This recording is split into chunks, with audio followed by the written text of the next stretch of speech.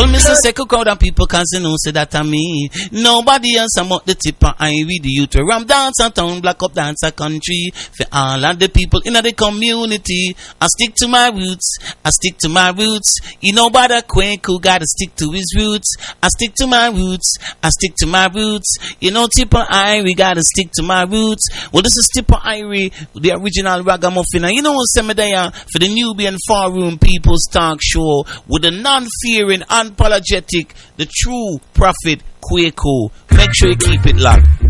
You're in tune to the Nubian Forum People's Talk Show with the prophet Kwaku on galaxyafterwe.com, the only brainwashing station in this nation. Asha Senator says so. Greetings, this is G Vibes, and you're listening to the Prophet Kwaku on the Nubian Forum People's Talk Show. Itepe Ineke J.R. Senebe. You're in tune to Nubian Forum People's Talk Show live here on Galaxy Afiwe. Itepe Ineke J.R. Senebe. Akwaba. To all those who's tuned in, the dedication goes out to Dr. Stephen Ferguson. Session Black here next week, 6 p.m. to 9 p.m. Have a safe journey home. Boy, the laugh there, no. I want to record the laugh there, no. Stephen Ferguson, I want to record the laugh there, no. Me have to have it as a jingle. Hey, what a show we have filmed tonight. Everybody, wherever day in the www. The World Wide Web, I have some of the greatest presenters on Galaxy in the studio with me today. But tonight, I'm definitely not going to sleep tonight. So we now give up, you know. Reparations we are dealing with, you know. I'm saying, we never give up. You in tune to galaxyafriwa.com. Inside the Nubian Forum People's Talk Show. Your host for the evening is male, female, female.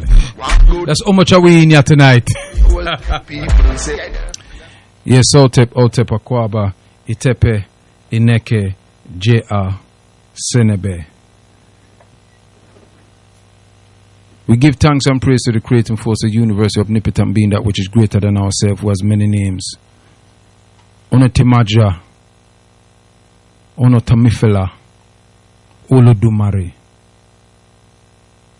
Nkulukulu, Kwame Blafashe, Mungo, Onieme, Ja, Jinyame, Amenra, Ashe, Asheo, Akwaba to galaxyafriwa.com, live here inside the Nubian Forum People's Talk Show. And tonight, before I introduce my most beautiful, honorable, special guests, we have to give thanks and praises to those that came before us. We honor the ancestors who fought the enemies of Mama Africa for the last 6 millenniums. We honor the ancestors and say, Muduba, Fun. Ancestors, when they were taken into captivity, escaped and set up their own colonies. To those who couldn't escape, to those who died trying to escape, to those who chose not to escape so that others could escape, and to those that when them escaped, came back to free others. Muduba Fo, to the ancestors who wrote our stories down on stones, papyrus, scrolls, books, put them in audio and video form, so that we would know what we've accomplished on this planet, where we're coming from, how we have arrived where we are at this present moment in time, where we were successful, the failures we make, the way we rose after our cities and towns were destroyed, the mistakes we made, the corrections we need to do, and where we need to go. We say, Moduba Fumadase Pa, for the sacrifices of those ancestors. Muduba Fu, ancestors who came in the 40s, the 50s, the 60s, and the 70s. Those ancestors who came here seeking to improve their lives. Some wanted to go back home after 5 years. Some just wanted to make another life, thinking that they would make something better for their descendants. We honor, we venerate you. We say Madase for your sacrifices. Muduba Fu, to each of us in this room here today, personal ancestral line. The ancestral lineage that survived the kidnapping, survived in the belly of those ships, survived the arrival on the various places where they dropped us off, survived the torture, the abuse, survived the all, so that we could exist today.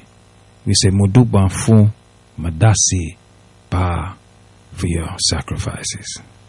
Hotep people, now let me give you out the text number, the WhatsApp number, and the live link number. The WhatsApp number is 073. If you was abroad, you drop the 0 and you put +44 7792 0703. That's 073 7792 0703. The link up number to speak live when we open up the line is +44 if you're abroad and don't use the next 0. 0207 193 0174. And write that down, because when we open the lines, you can interact with all of us in the studio. That's 0207 193 0174. In tune to the Nubian Forum People's Talk Show, live on GalaxyAfriwe.com. And in the studio, in this beautiful summer's evening, we have Chief Procumber by Sister Anua, Dr. Abu Ratata, Sister Shanice, and Sister Shanice husband. Say Otep to the people, please. Greet the people them. Vodum. Greetings, Otep. greetings. Go on in the mic. Yes? Alright, so Shanice, Sister Shanice. Greetings, family. Sister Anoa. Yes, greetings. Rise up. Chief Procumber by My beloved brother, greetings. and the great Dr. Abu. Vodum. Well, we got a show tonight, and the show this evening is threefold. We're going to discuss from everybody's point of view the African Emancipation Day Reparations event that happened on Saturday, because all of us had different experiences and we want to express those experiences. We want people to call in and express those experiences to us too. But we're also going to speak about what happened in Jamaica, because this has far-reaching implications in Jamaica, being that Jamaica is celebrating what? Supposed independence. Yeah? Which was the 6th of this month, am I correct? Mm-hmm. Yes. Yes. Yeah, 6th of the month, which is today, 1962. See? Mm-hmm. And we're also going to be discussing what is transpiring in Zimbabwe. So, without further ado, I want to express to the people the necessity of your interaction in the evening tonight. And why did I invite these 4 great people? It's because I listen to everybody's show, and all of us has got different kind of ideas of how we see things. But I've never seen all the presenters or certain presenters, because I'd have everybody in here, to be quite honest. But these particular individuals, I wanted to have a balance, and this is why I chose Sister Anua and Sister Shanice and Dr. Abu and Chief Procumber by, because on Sunday Dr. Abu and Chief Procumber by shows are the pilot, are the shows them that really a lot of people call into. You know what I mean? Dr. Abu has a very long show. It used to be with him and Elder Erikuti, but as we know, our elder is not 100%. And so Dr. Abu take up the reign, and he does a very, very concise and effective show. Not only that, what I want to express to them personally in their faces is that their shows are therapeutic to our people. I think that a lot of people, even when you listen to these other radio stations, these so-called legitimate stations they call themselves, they don't realize that giving people the opportunity to express themselves, is giving the people the opportunity to express themselves is like therapy, like you're going to see a therapist. And we hear particular characters calling, throughout the week and things like that. Some people call more than others. And then you'll get the odd person that calls, and, something that one of the presenters, the story that one of the presenters have brought up, it hits somebody's heart, and they feel that they need to speak. And why I decided to do this, because I did a show on Sunday, and Chief called up, and it just knocked me. It was something that I never expected what happened on that evening. But the ancestors chose me for the chief to express himself to. The chief has never expressed himself like that before. I don't know if he's done it in private with a woman then, but but he's never expressed that in public. And as we know that the chief is stubborn. What I did not know is that the chief and I share the same month, Earthstrong. And so I kind of know I've overstand the chief a bit more, because when you know yourself and somebody is similar to you, then you overstand that individual. And we're talking about reparations, and part of reparation is repairs. Repairs of all kinds, repairs amongst ourselves.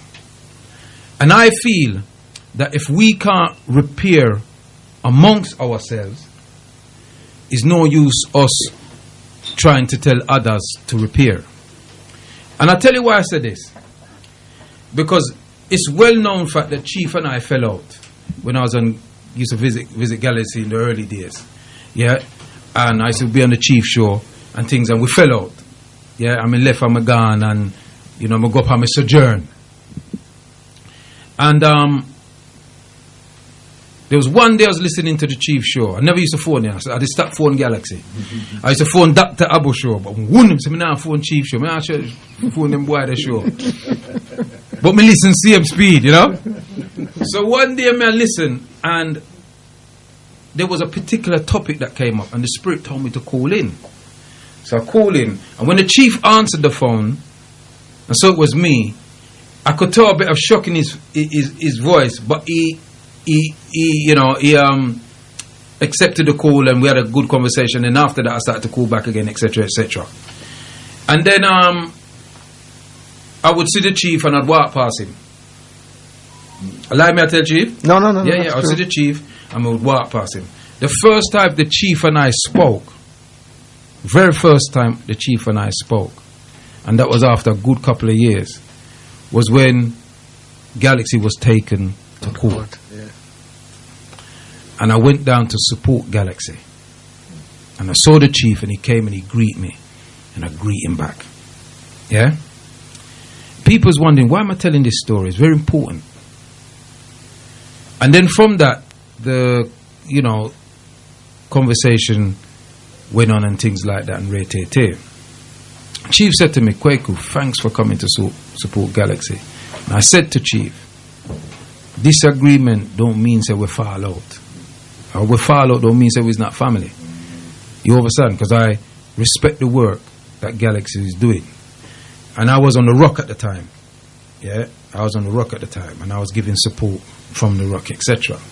Obviously, people know that I had a falling out with the rock.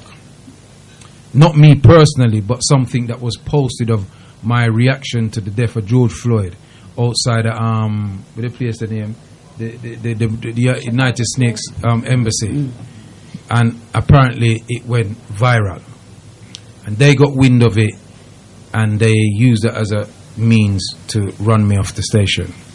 And I must say that this is after the death of Mikey Simpson, Muduba Mikey Simpson. Peace be with him. You know, he was the one that brought me in the station, and there was others that didn't want me there. I was a lot tamer on that station than I am here now. I feel free. And then I can't remember the conversation I had with Chief, and Chief said, "You can't get a show up on here, Kwaku." Called me up and said, "Kwaku, you can't get a show on Galaxy." And not only did I get one show, I get two. Yeah? The point I'm trying to make here is this, is that we have repaired a damage that happened between us. Yeah? And that is an example of repairs, self-repairs. Because if we can't repair the damage in our community, yeah, we have to, in and around circumference, radius, hectagon, triangle, parallelogram stand, that we are also victims of the Maanga Mizi. Sure. We are victims of it. So even though we might study, research our culture, our history, and them things there, we are victims like everybody else. Very much so. And we are going to make mistakes. We are going to fall. But is what we do to repair that damage. This man that I had, remember cup of my anya, you know, right? Yes, so with me and a man war in the day, you know. Me they want to kill him they want to kill me. Serious thing. And me and that man stand up now and chat and laugh. You understand what I'm saying? So it's no use us telling our youth them that they need to stop the killing amongst themselves. And we, the elders, The enemy against ourselves. is enemy amongst ourselves. And we all say we are Pan-Africanists. And we all say we are Reparationists. It's joke thing. So the Spirit told me after Chief called up on that Sunday to call in certain people, and they gave me the names. That's why the people I chose, it's not me chose them, the ancestors chose these very people them to come in the studio. Said it had to be a balance. Yeah, I do work on the woman them 2 to 1. Yeah, but We're enough still. the woman them have the intuition, you know, so them far superior spiritually. So I chose this show for us to come together. We don't all have the same. We all want the same thing, which is the total liberation of Mama Africa, its resources and its people globally. That's what we want. And that comes in the form of reparatory justice, reparations. But not all of us agree on the same things. We all have a different way of viewing what reparations is. And so tonight I called you in so that we could have that conversation, as well as have the conversation about the other 2 issues we spoke about. I think the two issues will come into what reparations is. The banning of a young African youth in Jamaica from going to get some medication because they want to express their culture in terms of their hairstyle. But I bet if that child had a wig, they'd have let the child in at the school. Of course. Or if the child had burned its hair and straightened it, they'd have let them in the school. And so that's another repair we have to talk about. And the president is Zimbabwe, the government of Zimbabwe, offering to give reparations of $3.5 billion to thieves and murderers. I think that all 3 subjects really tie into each other. So without further ado, I'm going to go around the room. I'm going to move from my right to my left. And I'm going to ask, because all of us, we were at the annual African Emancipation Day Reparations March event. And I just want to ask people their own personal view of how they saw that day for them. And I start with Sister Shanice. Rise up, rise up. Otep. Brother Kwaku and the family in the house. And rise up to the entire Galaxy family out there listening in from UK, Africa, America, from wherever you are. We rise you up and hope that the day has been a wonderful, wonderful day for you. So yes, Saturday gone, the 1st of Messiah, I was at Revolutionary Square. That's the name, Sister Anna. I give the square there outside of the Ritzy Cinema. Love the name too. Yes, so I was there with the family. What a wonderful, what an awesome day it was indeed. The sun came out to greet us on that day and was out for the entire day. And it was a Saturday. It was a colourful day. I thoroughly enjoyed the day. And, I met so many Galaxy listeners. It was wonderful. People were coming up and introducing themselves to me. So that was lovely that I met the Galaxy family members. And, wow, there was a lot going on during that day. We had the bikers who did a wonderful sort of exhibition of bike choreography coming through Brixton. That's something that I don't think has been seen before. So that was a wonderful new experience. And of course, we had the Forever family. Woo, they shook up the entire nation. I'll show you. You see what can happen when a few black men get together and just put on a black attire. Yeah, the nation starts trembling at its knees. The headlines are like, who are these Forever family? Who are they? You know, I'm sure they've actually picked out all of their faces from the helicopters that were flying above by now. And we need to talk about that, how we actually protect our young people who want to present themselves in that way. They showed a wonderful display of discipline, of organisation, of togetherness, synchronicity. You know, they marched like I remember I did back in the day when it was Girls' Brigade. I remember Boys Brigade too. And Boys Brigade, where we used to come out with the band. You don't see him equally in there. Yeah, don't see him equally. Watch Boys Brigade as I look at you. My ends was Peckham them time there. So, yeah. So that was wonderful and wonderfully organised and put together and choreographed as well. And of course we had drummers from different parts of the community. We had the Rastafari community there with their drums. There was the Rebellion Extinction with their drums as well, getting in on the show. So there was a lot happening. Of course, we had the numerous floats that were there as well. And I think, it's been discussed over the strong, what went on behind, the last-minute decisions that stopped us having the floats being strategically positioned around Brixton, which I think was the vision of the organisers. So, and I think a lot's been said on Chief's show, Dr. Abu's show, and other shows as well around suggestions for improvement. We can come back to that as well when we're ready. But for those who were not there, they missed a day indeed. So let me leave it there for now, and we go around and we come back if we want to do so. Over to Dr. Abu. Rise up, family. Rise up. Otep. Yeah, man, give thanks. First of all, I want to rise up the organizer and all the people that make it possible that we could really go out on that day and do what we have to do. It's the 7th year of reparation, and I have to give thanks that Galaxy play a great role in that and never back off. And the day was wonderful because we're sitting here alive. And we give thanks for those young people and the elderly that turn up. But the thing I want to say about that day, when we as a people called our people, we must be early.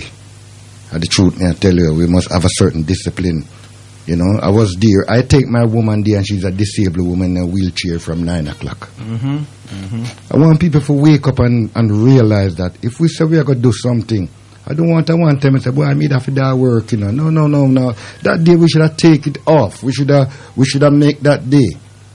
You understand? A day that we said, this is what we are sacrificed to do and support what's around. And I'm saying to what we are called radio station and all of them things, we have to talk here, because the people say we have to talk, because I meet a sister. You understand? And the sister said she never know what, and when she had tell her what she was listening to, that's what I said. What we pay attention to is what we become conscious of blood. You understand? And that full time we start to pay attention to one another. You understand? Because if it was the BBC or one of those media make a call, they run and left all them children in the house. And that's slavery. True. That is slavery, you know.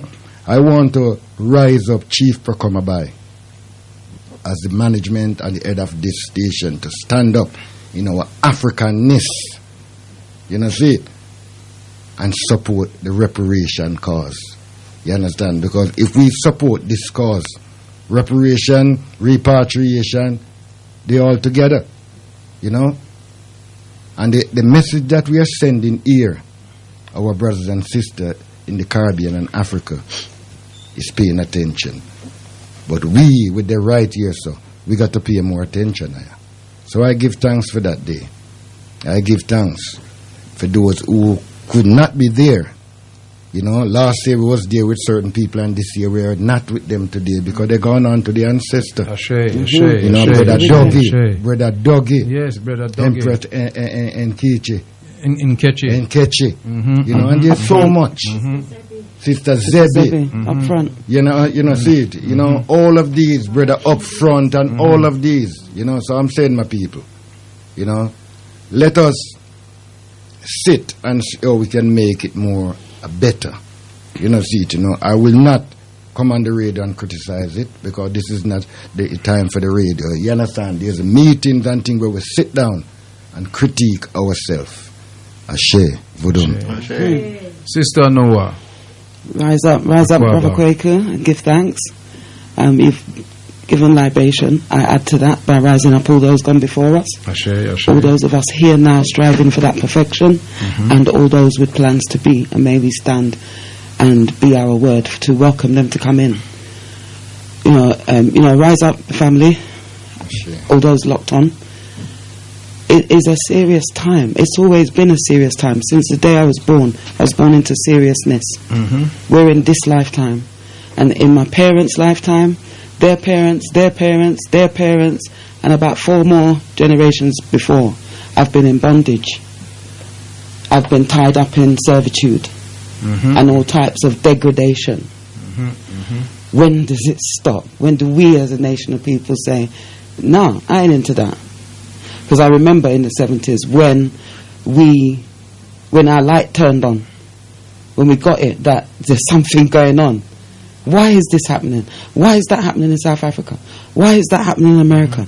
Why is this happening and somebody's been shot and killed? And because of speaking for African people, what does that mean? Why is it when I asked the teacher in the school, in my history class, that was a good lesson for me? How comes we're always doing things about the black slave people, and we don't look into what happened before the slavery? Get out of my classroom, and go and tell the head I was being rude and abusive. And all I did was ask the question in a nice manner, because we always got on. It was my RE teacher that became the assistant head, who was in the office waiting for me to come in there. When I went in there, she asked me what happened. I told her. She took me by my hand and marched me back into the room. She was a Jewish woman. And she dressed down the history teacher, literally. Why is it a problem for her to ask you a simple question? The woman broke down and ran out of the room. So I was okay. I was vindicated. I and my fellow classmates felt good. Now, it was a situation like that I saw when I went on Saturday. I saw chaos. I saw not what we've put in the works all the way from those 70s, 80s, 90s into 2000, into starting the annual reparation march. Not the first one. And I want to rise up Russ Seymour and the EWF in particular, and all those people who have been rising up Emancipation Day and keeping it, the fire burning on it for all these years and leading up front. Peace be with them, that's not here anymore. Now, in terms of order, I didn't see that, didn't get that. I heard a lot of sounds. The message for reparations was clearly delivered because many people got it where they went to the separate stalls. When they were in front of the stage show, they got a piece. When they went to the reparations desk, they got a piece. When they went to that sound, they got a piece, etc., and by word of mouth. But in terms of a one totality, a one order, it wasn't there. The question of why is it we are not resolving our issue is being dismissed and thrown out as if we're causing a problem. And the way the media read it was there's a problem because they were after reparations and they're meeting and they showed news bulletins of scuffles that were going on. I didn't know of any scuffles that went on. I heard of what happened, and I'm rising up Brother Trunell for doing his duty. He called it his duty, his job that he did. And he's fine with it. Good. Rise up, Empress Anno, and thanks for calling. Because he did what he was there to do. Be it whoever it was that was troubling one of us. It happened to be the chief. So we have to look at ourselves, I'm saying, in terms of being involved, asking those questions, the ones that matter, going up front and not being scared to ask the question, not being scared to be dismissed out of the room and carried to another head who will get the argument on the table. And the truth, we can't go around the truth, is how I'm linking it in with my school day and what I saw on Saturday. We have to continue to do the correcting. We know that safety in numbers works for us. When you act one alone, it doesn't have order because you're hoping now for someone else to be there. Brother Lionel happened to be there and see what happened. Supposedly weren't. Who else was going to be there? Who else moved to the situation? I'm not saying the chief one must protect, because all of us have to look for each other. But we were so fragmented in different areas, and there wasn't enough of us to do the lockdown to the way that it was set out and explained that it should have been. So I agree with Dr. Abu to have it up and say all the evaluation and all of that stuff is for a room for us to plan our ahead. Learn from this and plan our ahead. It is COVID time, whether it was forced into that direction or not. I wasn't there. So for me to knock anyone would not be a correct thing. I'm here for support and won't ask what I think. I'm letting you know what I think, what I saw, and what I'm about. Ask the true question. Make a go up front with the truth. You can't go around that. Sure. The reparations question has been evaded so long, True, and we've been at it so long that we're all what we get caught up in is en masse is putting someone up front, and when them shoot them or them do them something, we all go curling off again to look for the next great one that's going to come, and it might take another 100 years. What are we waiting for when the argument is on the table? Grab the youth them and run, and secure yourself and stand firm. Strategy. How valuable are we to ourselves? And that's the question I put back. Rise and shine, give thanks. Give thanks to the honor. Chief, My beloved brother, give On the thanks. pilot. Give thanks to the family. Give thanks to the family. And thanks very much for inviting I. Ashe. You know, I give thanks to the ancestral spirit and the ancestors' power who have been guiding I. Give I strength and, of course, health in a sense to where I am now. Now, on Saturday, what I saw, it was a beautiful day. I went down and I looked up into the sky and I saw darkness. I see darkness one side and I saw blueness on another side. And I said to one of my beloved brother, you know something? Part of the sky is dark, but it's not going to bother us, you know. I said it's going to blow away. And within an hour, all of that was gone. And the day became much more brighter. And it was good to be among so many people who were there. And for those who weren't there, I don't know why you weren't there, because it was a Saturday. A day that everyone haven't got no complaint. They said a few people go to work, and most people go to work voluntarily, because some of them it's called overtime. We know some bus drivers, through their system that they've got, some of them have to go to work. But I can't see why is it more of us weren't there. And it would have been good if more people were there. People were there, but would have expected more people than what we saw there. You know, Brother Kwaku, Sister Shanice, Dr. Habu, Sister Noah, and my beloved brother. You know, what we saw, those of us who were there, it would have been good for those who weren't there to experience what we experienced.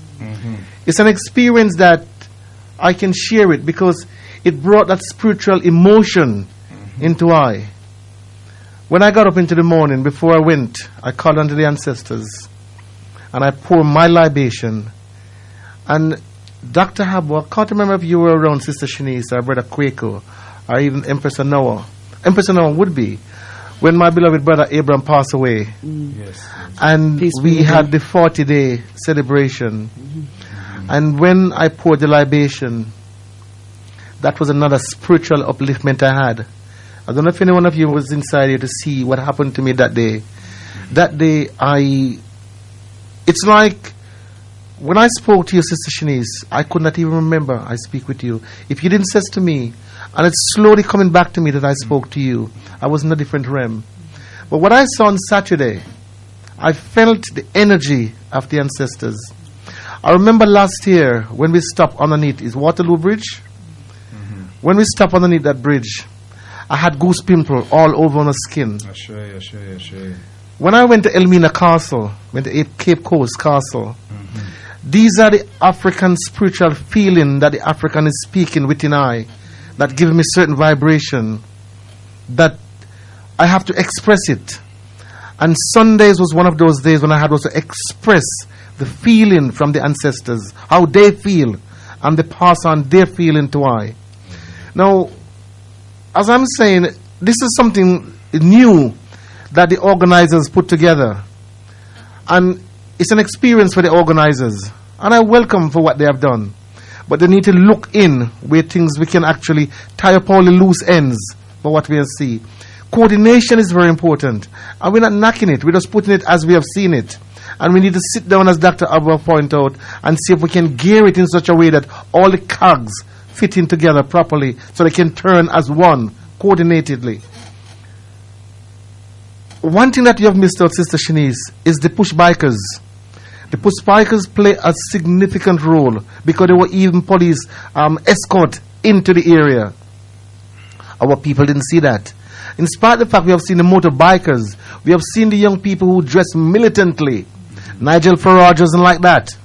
They don't like to see when black people get themselves together, because he's saying if this is what it's all about, he's worried of the next step, because we are now showing some form of discipline.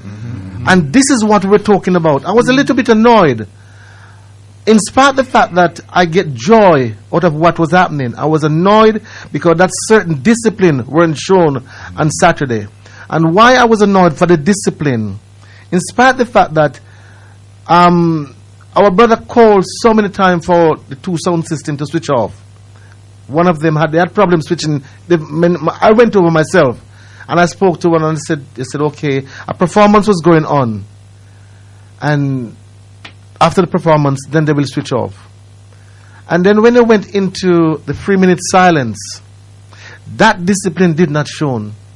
Now the brothers from whatever Rastafari group they were from, there could be segmented Rastafari group that gathered together as Rasta, but they did not show. I would have expected people like them to show more discipline than anyone else as Rastas. They did not show no discipline. While the 3-minute silence, I went over to Brother Kwaku, and I did not, because the timing wasn't even right as well. Because I was walking over to the sound system, a sister called me and gave me some drinks. And as I saw Brother Kwaku, and I said to Brother Kwaku, you want? And Brother Kwaku put his hand on his mouth. And he said, solid. And then I realized that it had already been called, because I was going over. I walked away from Brother Kwaku to go to the Rasta fraternity, and I said to them, 3-minute silence. And the brother who was conducting the band looked at me as if I wasn't there, as if I was nobody. And I looked at him and I said, you are not one of us. So that part of the discipline that we expect was not recognized as we should have. So the spirit of the ancestors wasn't 100% happy for what took place, because some of us did not have, we get the calling but we didn't show it. And that is kind of really upset me to see that we should have done it but we didn't do it. But the other part of it, we wait until the organizers come together, sit together, and so we can go in as brothers and sisters collectively and express our views, so we can sit down for the next time where we can make sure we tied up all the loose ends. Give thanks, Brother Kwaku. Well, Lord, give thanks. And, I want to say many Madasis to all of your expression. I was there on Saturday. Got there about 9 o'clock in the morning, and things were still being set up. So there was a big sound system truck on Sultan Road there. Yeah, I don't know if it did get set up or what, but it was massive. It was in a big truck. And I saw the setting up going on and people running about and all these sort of things. I wasn't too surprised that a lot of our people weren't there at that time. Because to be very honest, every year it's been like that. People don't normally come until round about, say, 11:30. Normally we say we're shifting after March by 12. Yeah? They don't normally turn up to 11:30. So I wasn't that surprised that people weren't there in the morning. But when it came to around 12 o'clock, and I didn't see much people turn up, I started to get a bit worried. You know what I mean? So I wonder where the people them there. Then it was almost like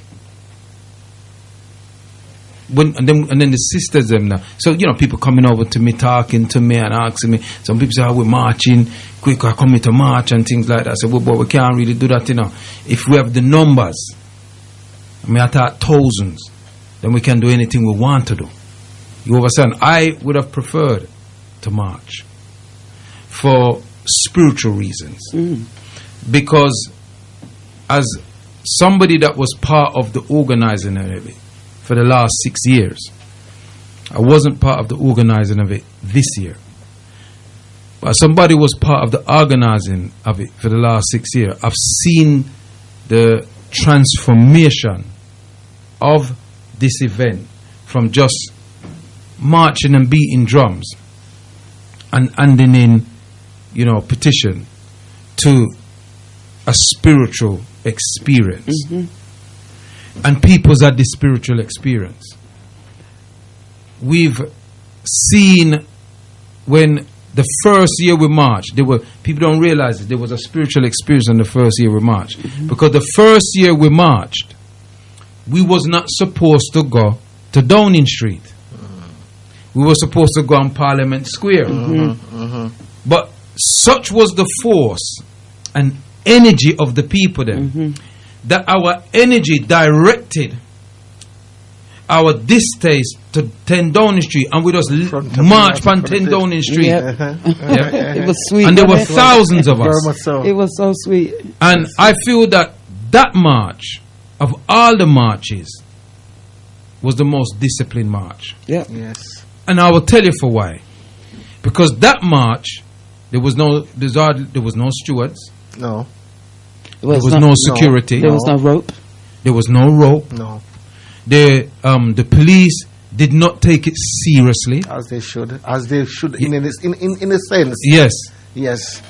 And so, and it had the most attendance of Africans of all the marches.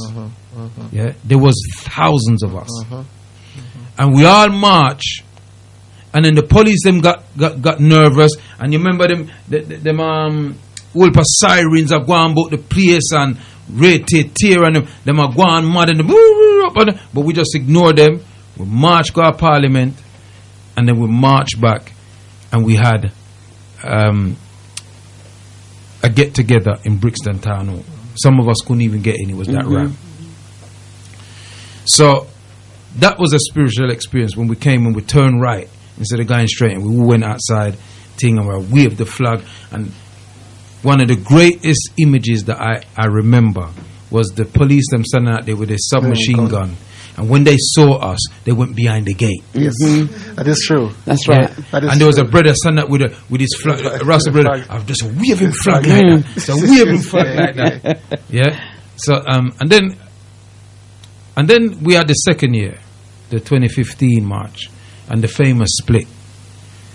And that was a spiritual experience. That was a lot more organized, a lot more structured. And that happened. And I'm not going to go through the scenarios of that because people know. And then we had the third year and the fourth year and things like that.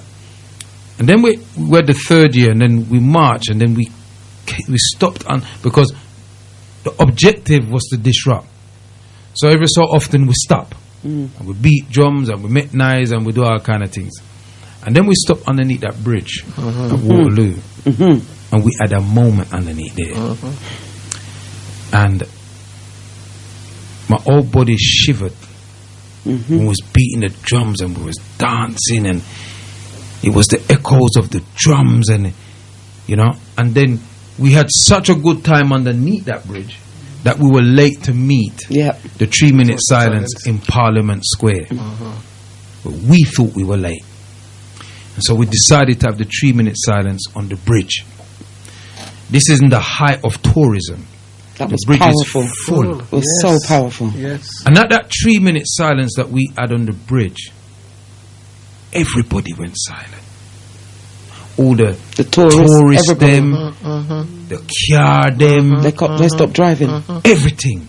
It was like it was like a floating in space moment. And I shivered. It was powerful. It was so powerful. So then we organized to do it, to make sure that we got there the next year on the bridge. And we did it again. And so the march, I remember one year marching with somebody that had terminal cancer. They were going to die. And I spoke to the person walking down Kennington Road. I'll never forget this. And I said to them, we've got a minibus. Big up to Auntie Jean, who provides the minibus every year. Rise up, Auntie Jean. Rise up to Auntie Jean, and and Carl and brother Carl Grant. Yeah, but that particular year, Auntie Jean provided the minibus. And I said to the elder, I said to the brother, I said, listen, look, we have a minibus, and he says, no, I've got to do this because I might not be able to do it again. I don't know if that person is still alive or they're with the ancestors. I saw an elderly woman walking with a stick. Said the same thing to her. She said, no, I have to do this. You see what I'm saying? And so the march has not only taken on a political aspect, it's taken on a cultural aspect, and it's taken on a spiritual aspect. There's an economical aspect to it as well, where we make our people come set up their stalls to promote their businesses. So it's a government. You understand what I'm saying to you? And in traditional African cultural practices, you don't go war without speaking to the ancestors about it. It's celestial. One of our greatest revolutions was the Haitian Revolution of 1791. And in 1791, the leader of that revolution was a priest called Bookman Dutti.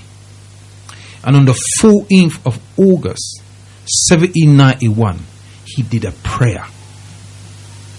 The revolution never started on the 14th, it started a few days later, it started on the 23rd. But he did a prayer saying to the Africans, throw away the image of the white man's God, because his God is unjust, and take up the image of our God, an African God, that wills us to do vengeance. I think that a lot of us are afraid to use that word vengeance and revolution. And we must remember that we are spiritual beings having a physical experience.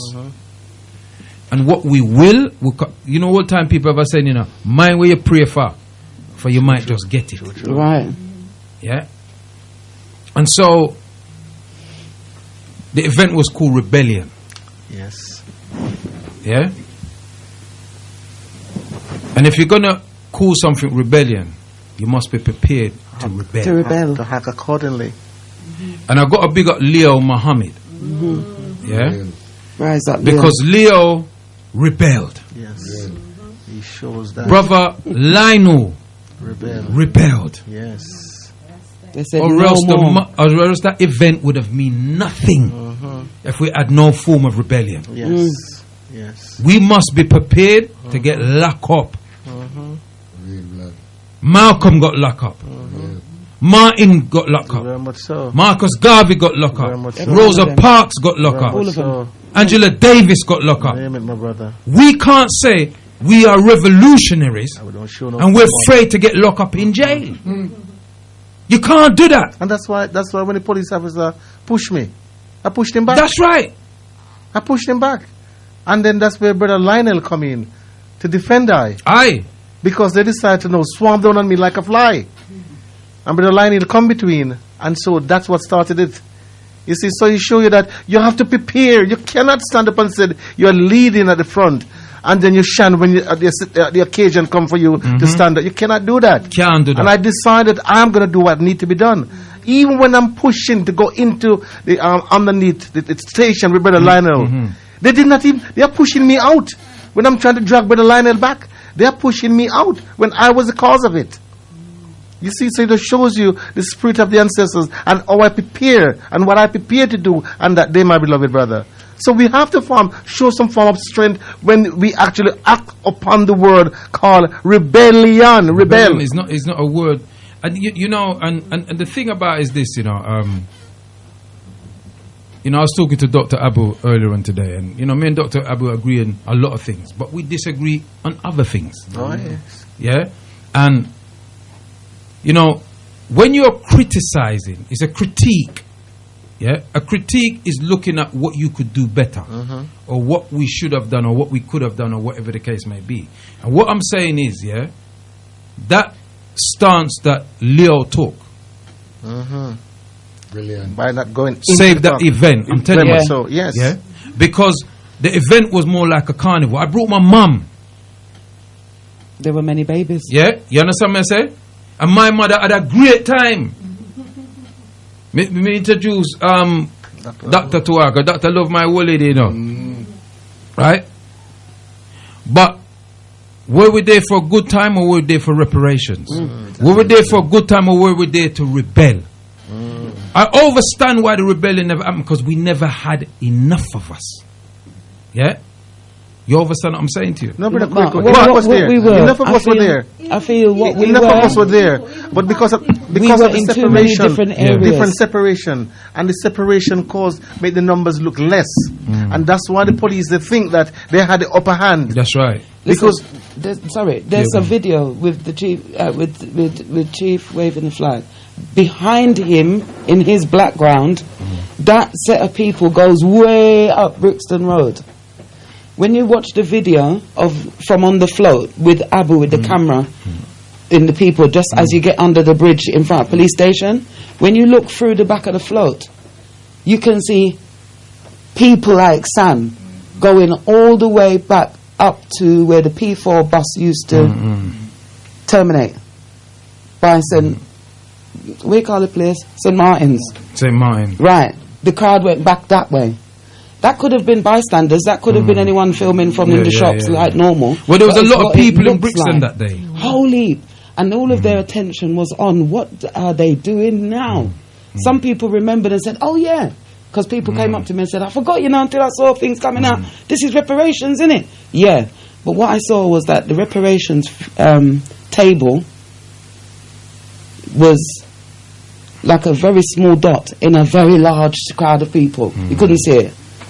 You couldn't see it. So you had to look for where the reparations table was. And I did meet Sister Jenda, rise her up, and the team, them. But it was the smallest part of the very large occasion. Large banners, a big screen. No, there was a big long banner, stop the That's not what I'm banner. saying. That's not what I'm saying. It wasn't visible like that from the street, from the angles. You had to go higher to look down on it to see where it was. Whereas the stage show at the front of the road was up. Saying that our thing should have been a bit more prominent. Absolutely prominent. You're standing still. When you had the sound system travelling through on the float from Brixton to to Parliament the other day, last year, that was the biggest, most fantastic scene for most bystanders ever in London. To see with the reparations thumping sound. What did my mum used to play this record? Mashing down sentence going through London. You could see that from the satellites. Wherever you was in the world, you can't miss it. This year, you're standing still. It's the time now to wave them flags, and people can look from down Brixton to say, what's that big white thing? And the closer they get, they start read the writing. Big and large and proud and there. I'm saying. I'm not knocking it because I wasn't part of the team and such and privy to the information. This is observation. But this is what I'm saying. It's just observation. And then anyone taller than yourself, you have to go around them to see what you're looking for. There was a lot of people. It was too fragmented. Doctor, you want to say something? Them said responsibility is not the duty of few, you know. It's the duty of many. You understand, you know? And that these are the things them that we have to look on. You know? These are the things them that we look on. You mentioned one thing a while ago with Bookman duty. We have to mean over say and say what we mean, you know. Because if we as African people, you know, children have to kidnap people, you understand, going on to repair ourselves. And I go repair ourselves in the same nastiness where the European give to us and all of them people, then we just a walla back in the mud blood. We have a mean where we say chief there, when chief get him chiefhood, you never get it as a Muslim chief, as a Christian, you get it as an African tree, African spirituality. And we are run with some contaminated fuel blood. Is either we are run with our African fuel or we are run with these Abrahamic fuel. We can never be. And the reason why we have these problems is because we cross-contaminated. We not take our things serious. You understand? Reparation, to me, is our full African spirituality. Not more than that, because all the other rest of things them enslave I and I. And at that we have to move upon and be proud of it and hold it and introduce it to our children more than we depend this like a populist thing. A pop out in all kind of disease. Dr. Abu, and I concur with that, because the for me the libation at the start of that procession is the most important thing. Very much so. Because you've got to put your ancestors in front of you. True. Always. Behind you, at the side of you, above you, and below you, and inner you. You understand? The police them must always try to disrupt Ivan. Every single year they try. There was a bit more boisterous this year. You understand what I'm saying to you? A bit more feisty. Come prepare. They were involved. And there's never been that amount of police at any of the events prior. No. And we're standing still. There's never been that more. They had police, they had city police there. Yes. They had police from Luton. They had TSG vans. They had all types of You understand what I say? Yeah. Enfield. Yeah. So what was it that they were expecting? I'm waiting for. Now when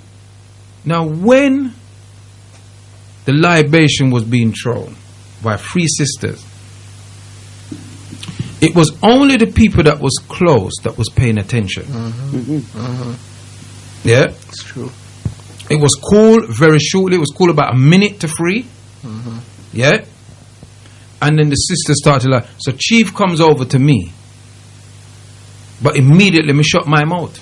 I'm gonna just put my hand on my mouth and I point to the clock behind me, the big clock of Brixton there, Lambert clock there. And the chief are gone in, the chief go, oh! So the chief goes over to the drummers, yeah? And the drummers continue to drum. Simon and his brethren there. Yeah, we name the people them. Yeah, because they make themselves known like that. Yeah? Now these particular Rastas, and let it be known, this is not the Bobo them. Bobo Shanti don't do that. Yeah? And other Rastas are annoyed with them. Because there's Rastas on the committee. Yeah? And they don't behave like that. You understand? So this thing about maybe they feel that they've been pushed out. No, Rastas are part of the committee. Rastas was part of organising Saturday.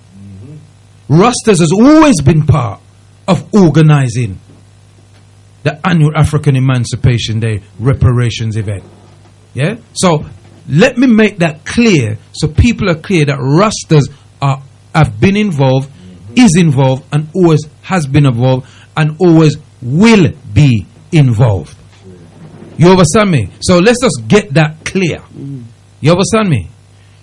But the libation did not have the potency it was supposed to have, because that libation shouldn't have been shown until order was established. Very much so. Absolutely. Very much so. It should not have been done until order was established. True.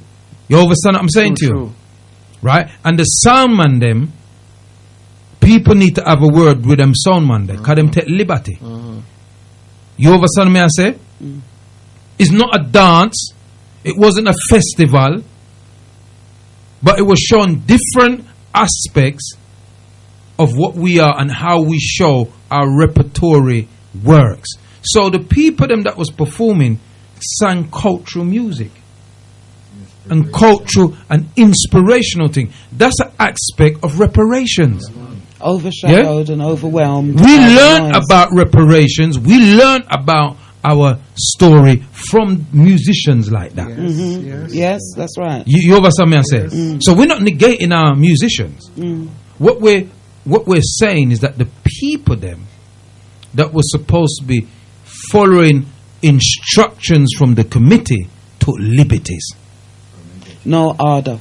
You understand me I say? And I know that the committee sat down with them and took them through it. But them just a wait for come. Because lockdown, them can't go nowhere. Them can't take them sound out. Them sound in a garage. The sound must be like a dog that can't get no freedom. Yeah? And as them release the dog, them take it off its leash. You understand what I'm saying? Expressions.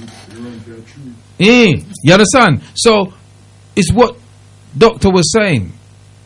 Discipline. The people them that I saw that showed discipline was them youth them that marched Forever from Family. Clapham. Rise them up again. Yeah. Forever Family. Rise them. They showed discipline Total. of themselves and 100%. order. And what that white man, I don't want to call his name, I don't think his name deserves to be called. That racist white man that used to be on LBC. Farad. Yes, Nigel Farad. That the racist individual, what he saw was order. Yeah? You never hear them commenting and saying, oh, when black youth is juking up each other and shooting each other, you never hear them complaining and say, we need to stop that. They love it. What they don't love is what they saw with them youth them. Disciplined, or articulate, right? And no fear. You understand what I'm saying? That's what they saw. But personally, I felt they should have been there earlier. I felt that's where they should have congregated, and then they could have marched down to Match Roach and link it in. Do you follow what I'm saying to you? I feel that's what should have happened. I think it would have been a more effective than them coming from Clapham. You understand what I'm saying? You know, such as the allegiance for 4 minutes further on up the road. We can all do that. Yeah, you understand. I think if they were there, because the numbers was small and thing, if they were there on, you know, and then boom, boom, boom, they could have marched down with the bikes, the bicycles, and the motorbike. That would have been more effective, and then would have been able to lock off Acre Lane, lock off. You understand what I'm saying to you? Yeah. So on that front, but as we said, you know, when you speak to the organizers, you know what I mean. But for me, it's a spiritual aspect. We've always had a beautiful day. Always. On that day. Always. That day is always like our Saturday schools sports day, you know. We have a sports day. We've been running for 29 years. 30 years will be September. Wow. Right? Well done. And every year we've had our sports day. Even if it rained the day before, upon that the day they rain no far. Yeah, I've been to a few of them. My beloved brother, remember it was forecast for rain on Saturday, you know? Yeah. It was forecast for rain. I just show you how the ancestral spirit, those you of saw us the half get chased out of town. very much so, those of us who are positive and call on the ancestors to secure that day and the answer to us. So what does that tell us? That tells us that event, that day that we are claimed for ourselves, we must claim that day. Yes. Whatever we do on that day is our day. Yes. It's a spiritual day. It's the month of Mosiah. Marcus said he's coming back in the whirlwind. You understand? In that when him come back in the sun. In that sense. And the wind was blowing. The wind was blowing. The wind was blowing. In Revolutionary Square, we were round there, and one at a time, dust kicked up like a dust storm, and it went whizzing round in there, and I had to take my dark glasses, what I had put in my hip bag, and put it on. And as I put it on, I looked up, and there was no breeze in the trees. No breeze. I said, just Andre, you see that? You see that? And she said, what's going on? What's going on? And she's trying to stop the dust from getting in her eyes. I said, but there's no wind in the trees. Look up, look up. And there was no breeze in the trees, but the dust was kicking up in a whirlwind in the square. I said, Marcos. And the drummers beside us started hitting the drums. I witnessed that because I had the flag. And a sister said to me, Chief, the flag is blowing and there's no wind. So I said to her, the ancestral power, my sister. The powers. The ancestors was there and I felt it in that flag. You know, so it just shows you how spiritual this is. So next year we must make sure that the libation is done and is, you know, is paid attention to. Yes. Yes. Yeah.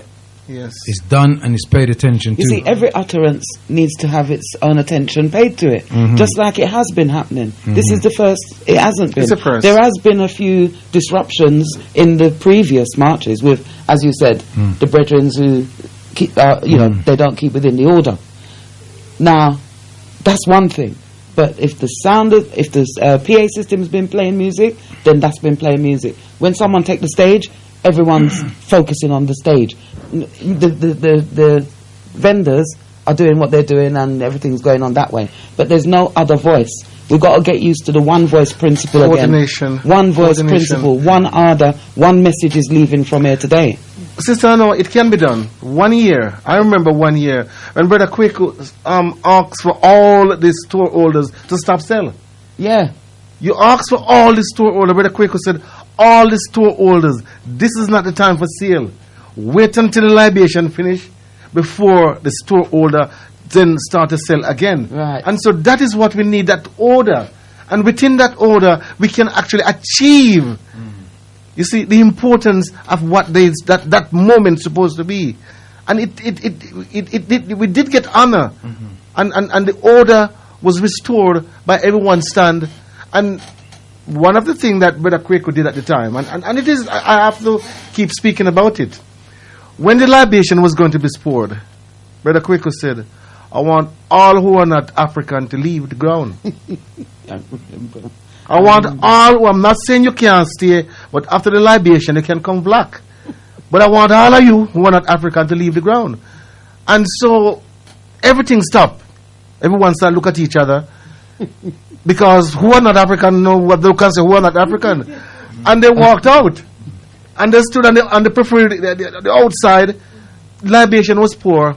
And then everyone blend back. That's the type of order we are now asking to be restored when we do something like this.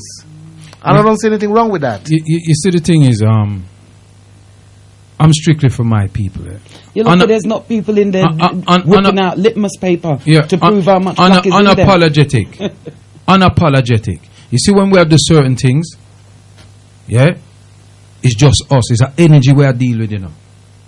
Like Dr. Abu say, it's straightforward, up and down, around, in and out, around circumference, African spirituality. Yeah? You can't come with nothing else. When you're giving your energy spiritually to a different force, it ain't gonna work for you. No. Never. No. You understand what I'm saying to you? Yeah? It ain't gonna work for you. And this is what the Maangamizi is. This is what they've driven out of us. They're driven out, and so some of us are even afraid Yes. to embrace our traditional practices.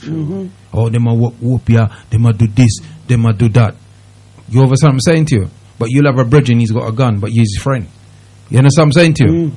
It's not the gun that's bad, it's the mentality of the person that rises up the gun. You understand me? I say it's not the knife that kill people, it's people kill people. Very much so. Weapons don't kill people. It's people with a mentality to kill people. You understand me?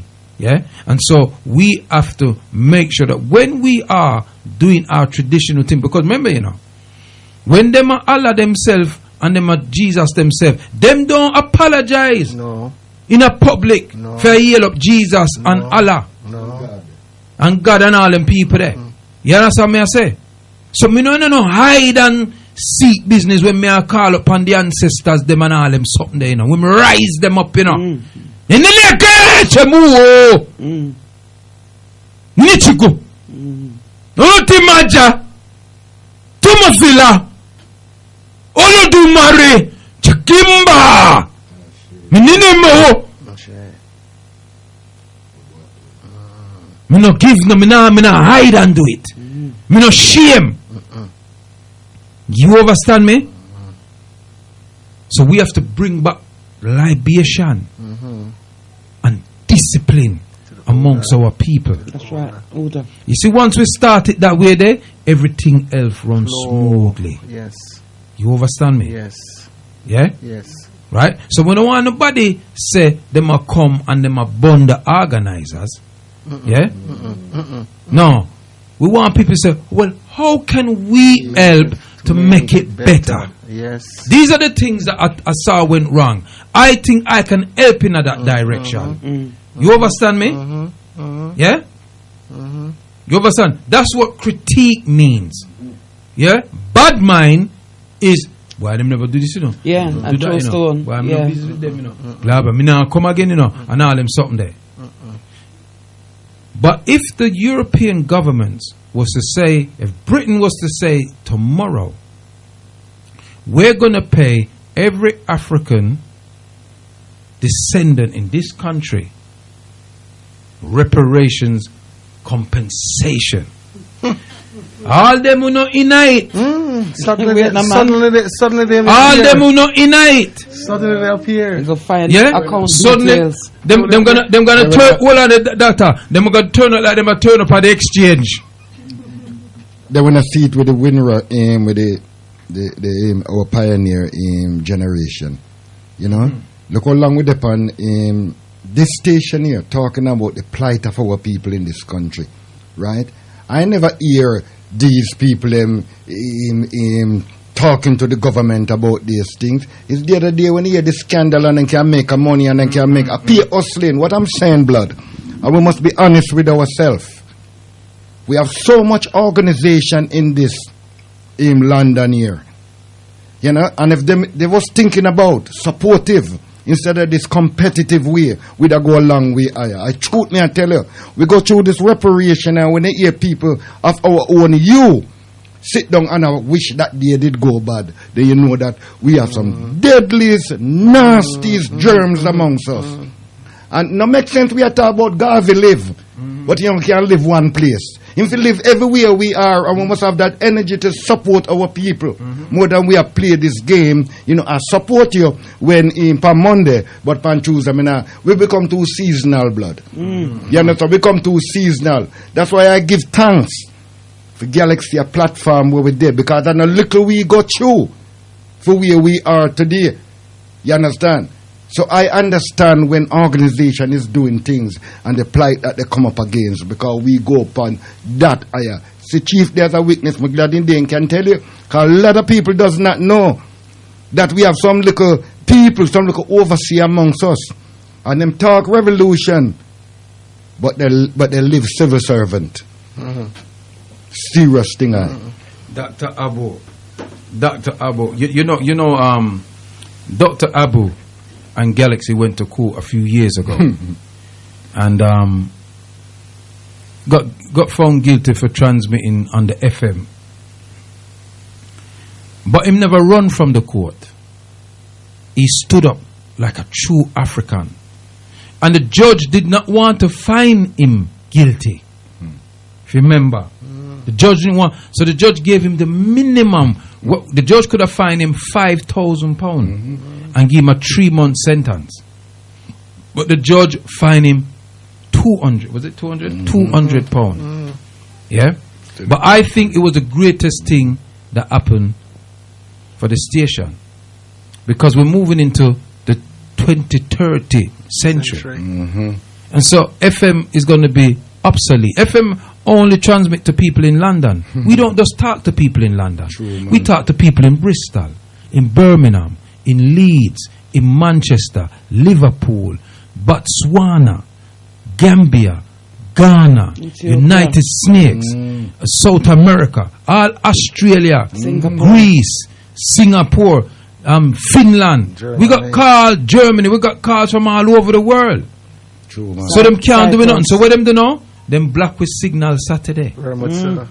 Yeah? Yes. Properly. Them shut we down Saturday. Jam up. Yeah? You're in tune to the Nubian Forum People's Talk Show, live here on GalaxyAfreeway.com. Me have some text here for read out. So let me read them out. Kwaku, the laughter from Doc is a medicine in itself. Good evening and looking forward to the show. Revolutionaries should only be prepared to be arrested if they have made preparation to have legal representation available immediately and a mass gathering of people outside any police station they are taken to, and coverage in all black media. Many of our people have been unlawfully and regularly arrested. One more, calling themselves revolutionary without preparation won't make any difference. Oh, shit. You know, Brother Kwaku, when we have that scuffle, one of the European, what them call themselves, that was there, came up, Extinction Rebellion. Observers. Well, Extinction Rebellion. But you can't. They like what you call observers. Legal observers. Yes. That's it. Legal observers. And Yeah. he came up and he gave me a card. And he says to me, in case you need legal representation, we are prepared to legal represent you. Now, that was good. But at the same time, I would have expected to be better if it was one that looked like I, who come to me and says to me, I see something happen to you. You're living it out, mate. Maybe I am, and that is the honest truth. You know, so where are our solicitors who were there on the front line with us? Where were they? But this is what the problem is. Where are they? You know, how many of our people really respect the reparations movement? This is the question. How many people respect themselves and with nation and with business and know the real deal of what's happening? Enough shows come through here at Galaxy Radio to give a large picture, and every listener and every one of us out there has a piece to that picture. When they're looking down and killing and kneeling down in one of our neck, it affects every one of us. It could be any one of his son, husband, father that happened to, as it is on a daily basis. So what is it that we're fighting for that others are looking on and saying, what are they going on with now? Why did it look like a parade on Saturday or mini carnival, as it's been said? Why? We were not in harmony. We were all there, and many learning. I'm not knocking it. It's many learning as we're going along somewhere. First time them even say something like that, and was explained to them, yeah, we've been out here for years now. I usually work on a Saturday. It's not just a Saturday. It's whatever day the first falls on. And so when we're feeling educated... Sister, I know what. There was no excuse to the community for not being there. No, not at all. I'm No, not saying it's a that Saturday. ones weren't there. You can pull a Jim Screech at work for a Saturday. I'm not saying that you know ones what I'm weren't saying there. to you? You can do that. Yes. Right? The apathy in our community stinks. You understand what I'm saying to you? But also, what we have to look at, we have to look at ourselves and say, how are we getting the information to the people? You understand what I'm saying to you? All right, we've got Galaxy is one medium. But what are the other medium? We need to bring young people in who can them know for use this social media. The social media. I don't think that we use the social media effectively enough, or we don't know how to, because them youth there, they would do something, and all 10,000 of them turn up at a place tomorrow. You understand me? So if we can get the young people in, to get them involved in a way that they will get their people to come out. You understand what I'm saying to you? Because it's their future we're dealing with. Because we live for we life already, you know. I for them future we are dealing with, you know. What we have to know is not for we, I know, it's for our children and their descendants. We're securing the foundation. You and I could be here for another 30, 40 years. It got so. We could be. We could be. So it is our future we're talking about. Well, 30, 40 years have gone and we've been on Liberation Road, most of us in this room. Well, 30, 40 years I've been in my 90s. Right. And? Yeah, so we're saying farewell to our parents. Some of them still alive. And they're 100 and 105. Living here in the same area. Yeah, but what happened is, the future that I'm talking about is our young people, them, having their families, controlling business and things like that. They will look after us. You understand? So we got to prepare for them, so they have the opportunity that they can look after us. This is it's the way it works. And their children and children and their children and their children. And so, what are we out there fighting for? When our household is disrupted, we do what we can and we shut the door. No one ain't coming out of here today. We're going to get this problem resolved. Yet we will go out the house and get involved in all kinds of mix-up and come back to the house with it. Ashe. Greetings, Brother Kwaku. I'm Brother Kwaku and the Galaxy family. So, you look that person there. Oh God, this this is a long text here. Brothers, what do you think about the reparations? I think it's March. How was the turnout? Were there many young people in the reparations march? That means this person didn't come. Obviously. Brother Kwaku, this is not the first time that Chief had cried before on the radio. When he came back from Sierra Leone, he cried on the radio. Yeah? All right then. Brothers, did you know that Nigel spoke some racist things on the right-wing press about the reparations march? Yes, we know. Yes, we know. Well done to the brothers and sisters. I'm crying with joy. What do brothers think about wily anti-Semitism? Can you please, brothers in the studio and sisters, give an analysis if the young brothers that are stabbing and shooting each other are aware of Black Lives Matter movement? If yes, so why are they not uniting as a powerful force? Don't you brothers think it is very embarrassing that we are marching for Black Lives Matter movement and our young men are harming each other? Brother Kwaku, why didn't you march to Parliament this year? Anybody want to answer into them question? Why didn't you march a change is good at times. A change is good at times. And this was a change that we welcome. And we welcome this change. And as we see and as we've been saying, that it's a change that we would like to see it multiply by actually fixing the loose ends of what we actually experienced on Saturday. It was a beautiful day. And to be honest with you, the turnout wasn't as we expect, but there were plenty of people there. If all the people that were there galvanized and come on that march, I mean, Brixton was totally locked down for a while. If they'd come early. If they did come, but if even come earlier, as late as they were.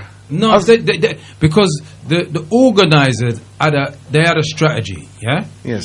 And they needed, in order for them to execute that strategy, they needed the bodies there early. The numbers should have been there early. Yes. Right. For example, they asked about they needed 100 men and black men and women.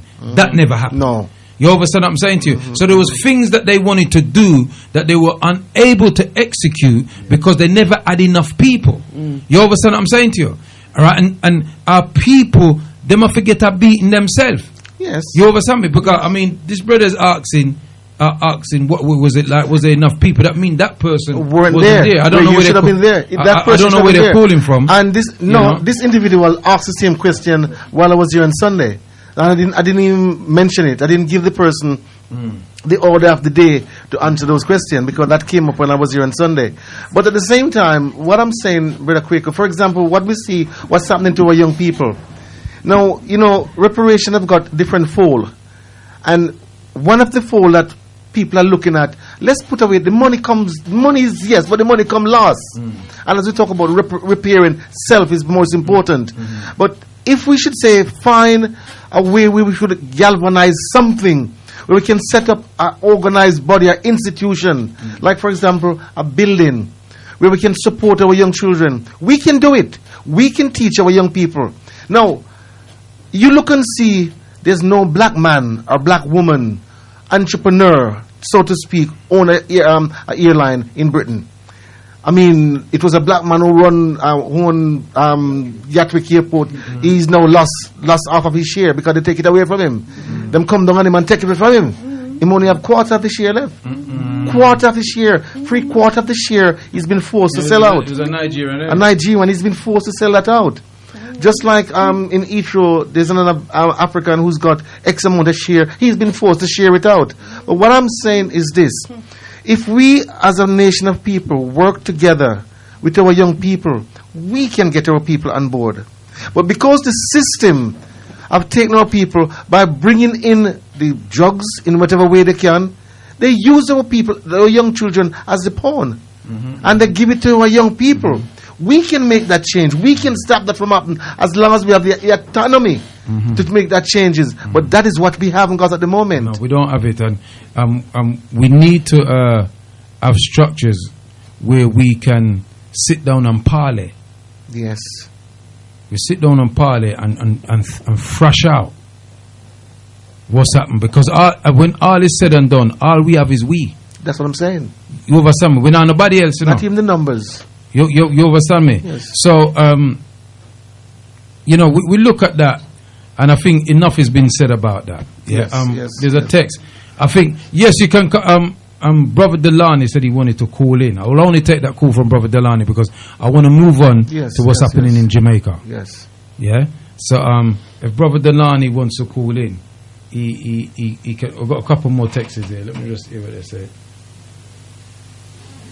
Wonderful to see the discipline and order of the young people in Forever Family. I wonder if they had consulted with Reparations Committee before attending, if they would have been put off from participating in the way that they did. No, they did speak to the Reparation March Committee, and they were, the committee was aware of what they were doing, and they organised that together.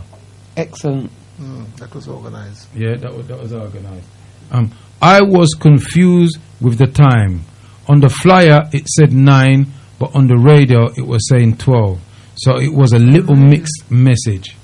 0. I don't know that because I never heard nobody say. I can't remember. I can't remember hear that. I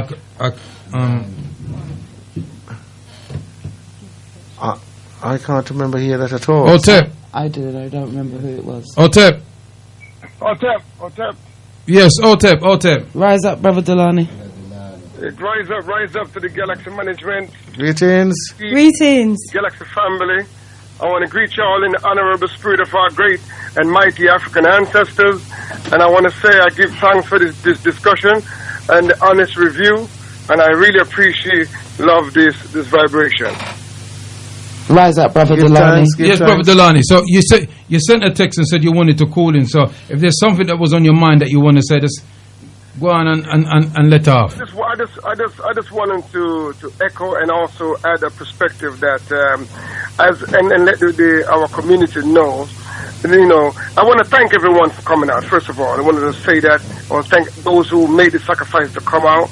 You know, on behalf of the committee, I want to thank everyone for showing up.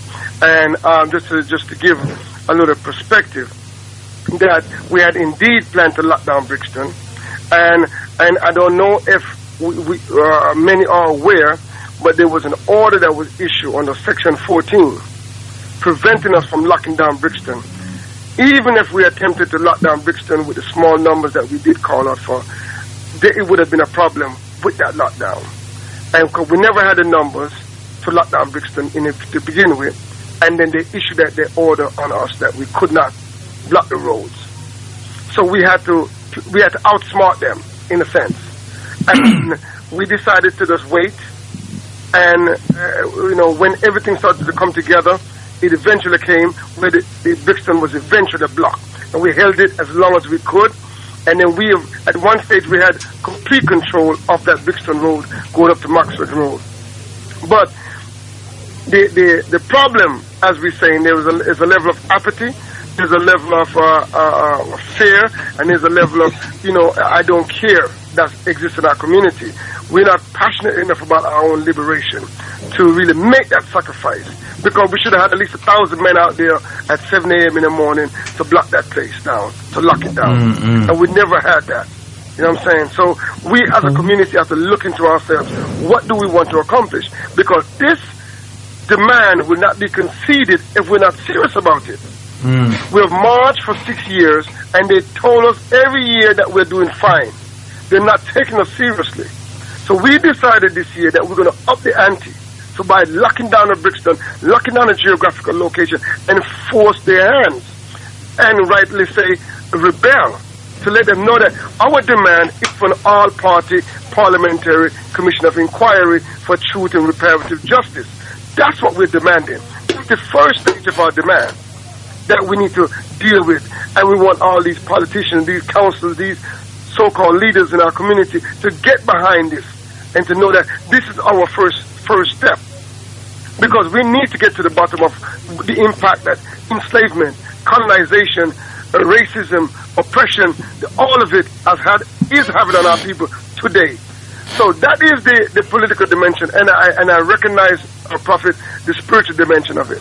And I want to say that I really, really look forward to linking the sound system. And for whatever reason, that never took place. Okay? We was promised it would happen, but I think internally, back-end issues caused that to not manifest itself. And cooperation with the sound system operators could have been much greater.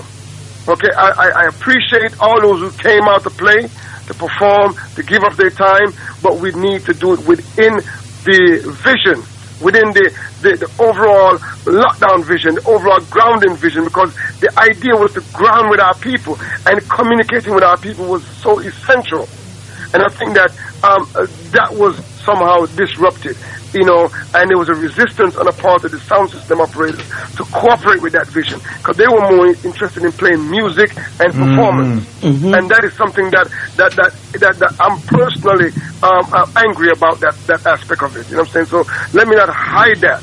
You know what I'm saying? I didn't respect that, because I pushed for that from before the lockdown, before the rebellion, all of the meetings. It was stressed. It was the emphasis was on the groundings, the communication with our people, the sharing of revolutionary knowledge, to get our people involved in this spiritual awakening, this political and economic awakening. But the sound system was more concerned with playing music. You know what I'm saying? So that will be addressed, and that will never happen again. I'm telling you that, because anyone performing with us again, with that, they have to understand that, I mean, from top to bottom, from side to front, you need to understand that what we're doing, the actual demonstration is more important. It's the predominant. The music is a commercial break. You understand? That's right. So we will definitely will not be letting that happen again. But I wanted us to take this opportunity to say, this is my people, we got to stay, have to stay in power. We got to hang in there, and knowing that one day cannot bring us the victory that we want. It has to be a sustained campaign throughout the year. We've got to be willing to do more of these actions. We will take these kind of sacrifices, and like Prophet said, we got to be willing to sacrifice our own freedom if necessary to get our demand heard. So it's not one day. It will not be accomplished by one day. Let's not fool ourselves. Let's not kid ourselves. We need to be serious about this. It's going to take a sustained struggle, sustained rebellion against the system to get the attention that we're looking for. You know what I'm saying? Because this is a righteous and a sacred cause. So let's not lose hope, my people. Let's stand firm, stay strong. Galaxy management, you know, I can't say enough of how important, how pivotal Galaxy has been in this liberation struggle. You know, you have played a pivotal role in the vocalization and getting the message out to the grassroots and to our co-supporters and to our wider community. I'm telling you, people, you need to get on board. The sideline, we have to come off the sideline and participation. This reparation struggle, this liberation struggle, it's a participation struggle. It's not a struggle to sit on the sideline. It's not even a keyboard struggle where you sit online. You know, the videos them that we put online have 3,000 and 4,000 views, but on the day we need your body, not just to view, not just to be a voyeur, not just to be looking in, but you need to be participating. I want to also, before I get off the line, big up those young people that came out. We have always been, you know, there's been observation been made that we don't have the youth. Where are the youth? Well, we can't say that no more. The youth was with us. That's right. That's right. Rise up, respect, fire, and co. They came out with their power. They came out with their energy. I mean, they electrified the place. And they were key to the lockdown. You know, the bikers, the bicycle riders, you know what I mean? You know, the overall, I mean, those was key. The allies, they was there. They came out and they fought. So my people, let's harness this power. Let's get inspired by this. Let's get stronger by this, and let's move forward together. And we will be assessing. We will be having a public assessment. So look out for the Zoom link coming through soon, where everybody can get around the campfire, and we're going to decide what we're going to do. We're going to reassess. We're going to review, and we're going to tighten up, and we're going to do better. Yes. Together we're going to do this. Yes. That's right. And something we got to work on in our community, and I echo that, and I want to full endorse it. We need to repair the fragments in our community, the disagreements, the falling outs.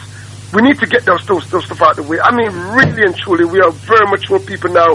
We can forgive each other, and we can heal, and we can repair the damage, and we can work together as a community where everybody feel like they're part of it.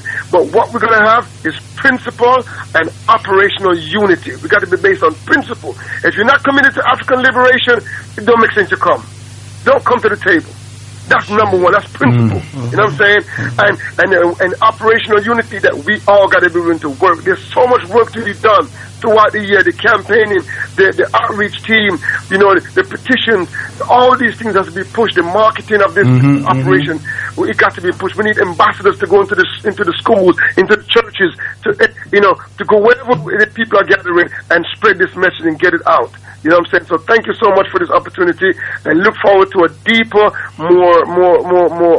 deeper analysis of what happened, you know, and with our community together. So look out for the link coming up soon, and thank you so much, Prophet and Chief Procomba Bai, and Dr. Abu, Empress Shanice, and all the other people in the studio that I'm not aware of. But thank you so much for giving me the opportunity to utter my speech.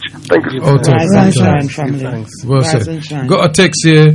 The text reads, "Good evening. I hope you are all in good health." No.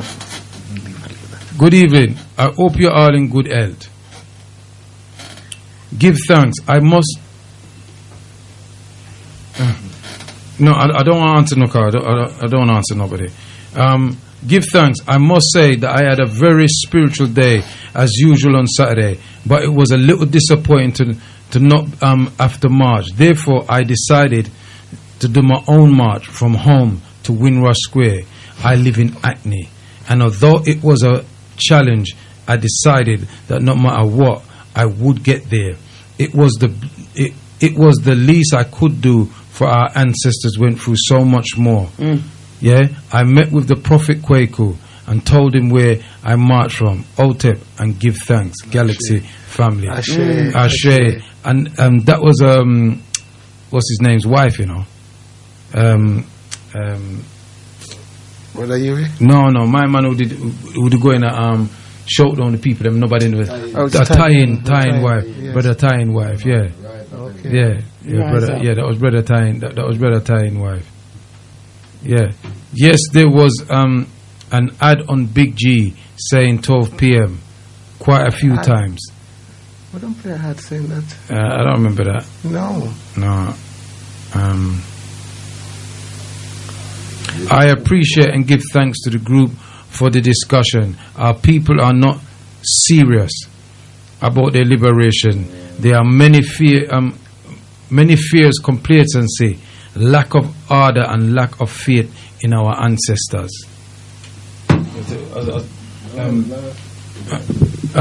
Peace Quaker presenters, do you think that a percentage of all who sell at the mart should be contributed towards the reparation movement? Most definitely. All them stalwarts and all them people them should give donations to the committee. Were they not charged for being in the square? They weren't charged this year for it. Okay. Not this year. They were charged the years before. Right. But this year they wasn't charged for it.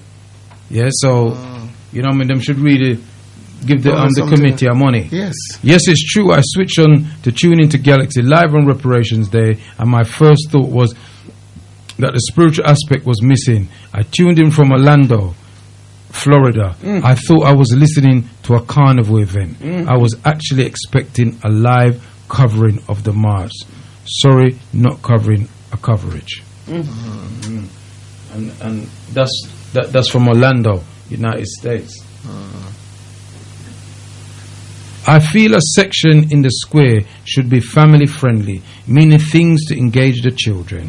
If our children are the future and we want them to take up the banner after we are gone, we need to include them from they are young. I went with my young daughter and felt a little selfish that even though I was doing it for a better future for her, I would have felt much better if there were activities entertain the youth and introduce them to what we are doing. Why in a child appropriate? I hear what the sister's saying. Yeah. Why do I feel it's a sister? Anyway, vibration. But if we intend to rebel, problems can happen. Yes. And you don't want your children to be around. Them type of thing there. Yeah. You overstand me? I say, is either we're gonna rebel, and people are gonna get arrested and things like that, or we're just gonna have something where it's just an event. So in that aspect, I don't think that the organizers would have been thinking about child-friendly things like children in terms of young children. You understand me? Because we're rebelling, and it can get a bit complicated. There were very young children performing on stage. When saying that, there are plenty of young children. Young people were there. Plenty of young children. Yeah, there's plenty of young people there. But what I'm saying, in terms of if you're going to do a rebellion event, it's not a place for children. You can't be doing something that because it can get a bit sticky. But if we have enough of our people them there, if we have thousands of people there, Wally Steward and them thing there, we can protect our people. So we can initiate those things, knowing that we can protect our children. You understand what I'm saying? So in that respect, I get that. Greetings, Galaxy. I think it's because of the COVID and not marching why more people did not. That's rubbish. Attend. Don't forget the motivator said he could not support it because of the COVID. I don't know. Did he say that? Yeah. Motivator. Yeah. Did he say that? And make sure we honour the social distancing and all of that.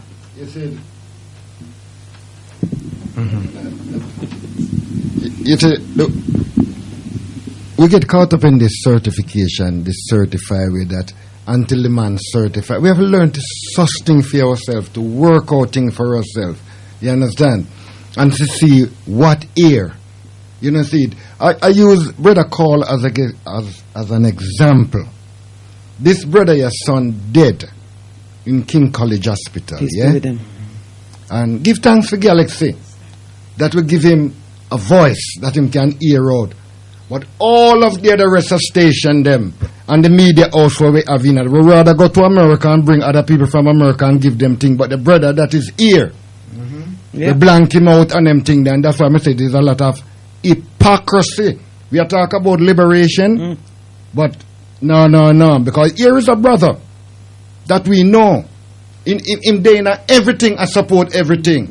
And we have these media house. And we never once invite him there. Say, come brother Call, come hear your views on this. But we can go to America, we can go to Black Lives Matters, we can go to all of these faggots.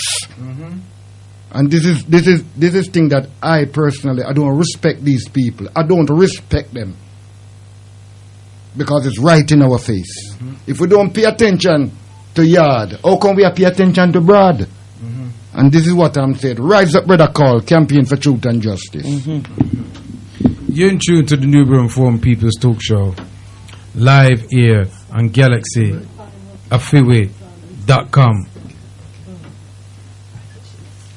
Yeah, live on Galaxy Afiwe.com. Now, this show is sponsored by ADE Photographic Services, 48 Riley and Peckham, Southeast 15 5BY. Get the best in business card, connection card, invitation card, wedding pictures, video.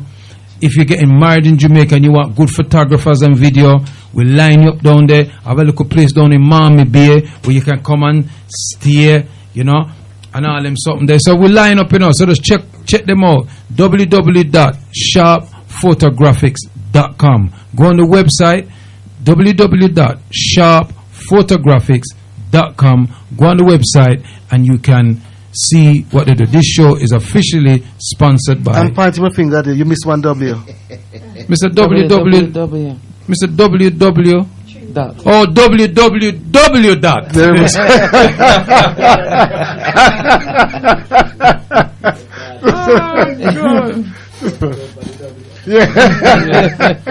Yeah. All right. So, people, you can call in. You can call in now. We can have a little discussion about the things that we discussed, and then we're going to go on to talk about. Shall we talk about that now? Oh, we can. Yeah. No, we know that in Jamaica. I want to go to Zimbabwe first. Jamaica.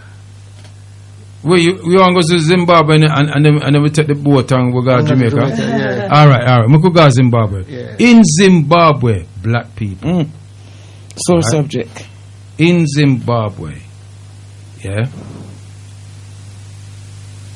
they have issued, and I'm hearing them talking about, because Sister Shanice played a video from that woman there. Yeah? Dr. Arikana. Yeah. And what's her name? Dr. Arikana. Dr. Arikana. Where she's saying this was in the Constitution of Zimbabwe, where they said that they would pay for the buildings or any structures that was on there. But they had an agreement, and I listened to that video because she said it's called Lancaster agreement because they had it in Lancaster in Britain. No, they had it at Lancaster Gate in London. That's right. Yeah, that's where it was. But here we are, sitting in the studio talking about reparations, talking about the Reparations March, the annual African Emancipation Day reparation event. Yeah? And the Stop the Mangamizi campaign. And we are here putting our bodies in front of the authorities of this country to demand reparatory justice, an all parliamentary party of inquiry into the Mangamizi, where we will have our representatives representing our end of the story, fighting for global reparations, because it's only in Britain The Africans in Britain say global reparations. CARICOM, them are doing reparation just for the African, them in the Caribbean. Them no business with we. Right? In the diaspora. Yeah? In the United States, it's about what's going on in the United States. Yeah? We, the Africans in Britain and in Europe, we fight for Africans globally. You understand me? So, then we see this thing here. Imagine, we're fighting for reparations for Zimbabwe and Zimbabweans, for Gambians, Cameroonians, Ghanaians, Congolese, Sudanese, Tanzanians, Kenyans, Somalians, Eritreans, Ethiopians, Matabeleland, Azania, Angolans, Togo, Burkina Faso, all of these countries in Africa, Mali, Malawi. And then the man they talk about them white people 3.5 billion. If them this is 3.5 million, then we would have said, all right, but 3.5 billion. They couldn't give them 35. And the worst thing about it, this is the travesty of this case. Them not go borrow the money. Them don't have it. Put themselves in debt. Them not have it. So them going to put themselves in a debt. Yes. Black people, I want you to listen to what I'm saying here. Yeah? Listen to what I'm saying here. Yeah? Right? They're going to borrow money for give back money to people who did not pay for the land that they had in the first place. Robert Mugabe said any farmer, any white farmer that can bring the contract with them pay for it, he will give them back the land. Yes. Nobody turn up. Couldn't. Yeah? You understand what I say? But that's what they did when they robbed the land, because they asked the people them who generationally have been on the land to produce deeds for the land. And when they couldn't, these lot moved in with their diamond mine digging self and oil drilling selves looking for the minerals. They were paying rent, they got evicted. Nothing ain't wrong.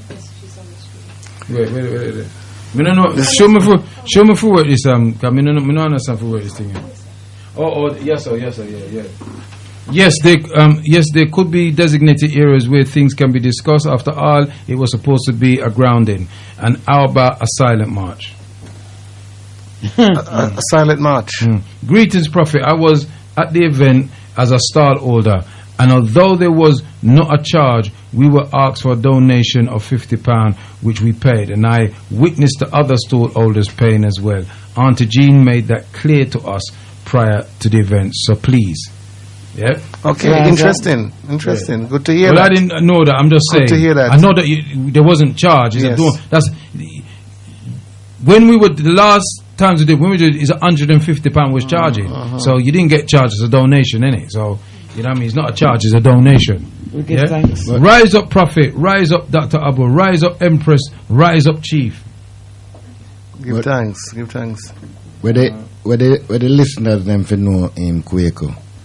For the past 7 years, we've been paying money to the council, which we shouldn't been paying. The council been robbing the community. You know, see it. And these are the things then that we must highlight. You know, see, because when we talk about the young people them out on the street mugging people, while the local authorities mugging the same people them that is paying their taxes and their rates and all of them things. You know, see it.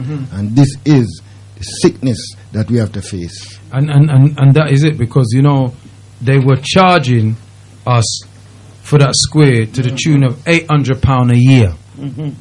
They were charging us for that square. Unbeknown to us, we were the only ones who were paying. Because other people that had their demonstration and things like that never paid. Nothing. That's right. We never know. We are black councillor. You understand me? And we are black councillor. Indoors. Yeah. And when they met with the black councillor, them said them never heard of the march. Oh, you can never hear. Oh, you can be a councillor in a Lambeth, and you never heard of a major event like that are going in Lambeth. That's the man. Brother Kwaku, will you be inviting Brother Mandingo to your Sunday or Thursday show? If you want to come, Brother Kwaku, please do not leave Galaxy Station anymore. If you have any disagreement with the management, please do not.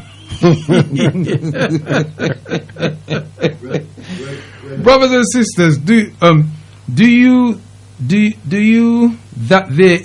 know that there is a backlash in the right-wing press against the Black Lives Matter movement?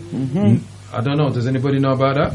Yes, I did see a video actually. One woman, one right-wing woman, apparently she did a march and a demonstration, and she had a beret on and a uniform, and she was apparently charged for that outfit. It was considered an offensive military style uniform, and apparently she was the first person to have been charged with that offence, and a total of 4 people have been charged. So they're claiming that on the one hand the country and the police seem to charge white people with the offence if they decide to wear a beret and carry a flag, and she said she was representing the cross.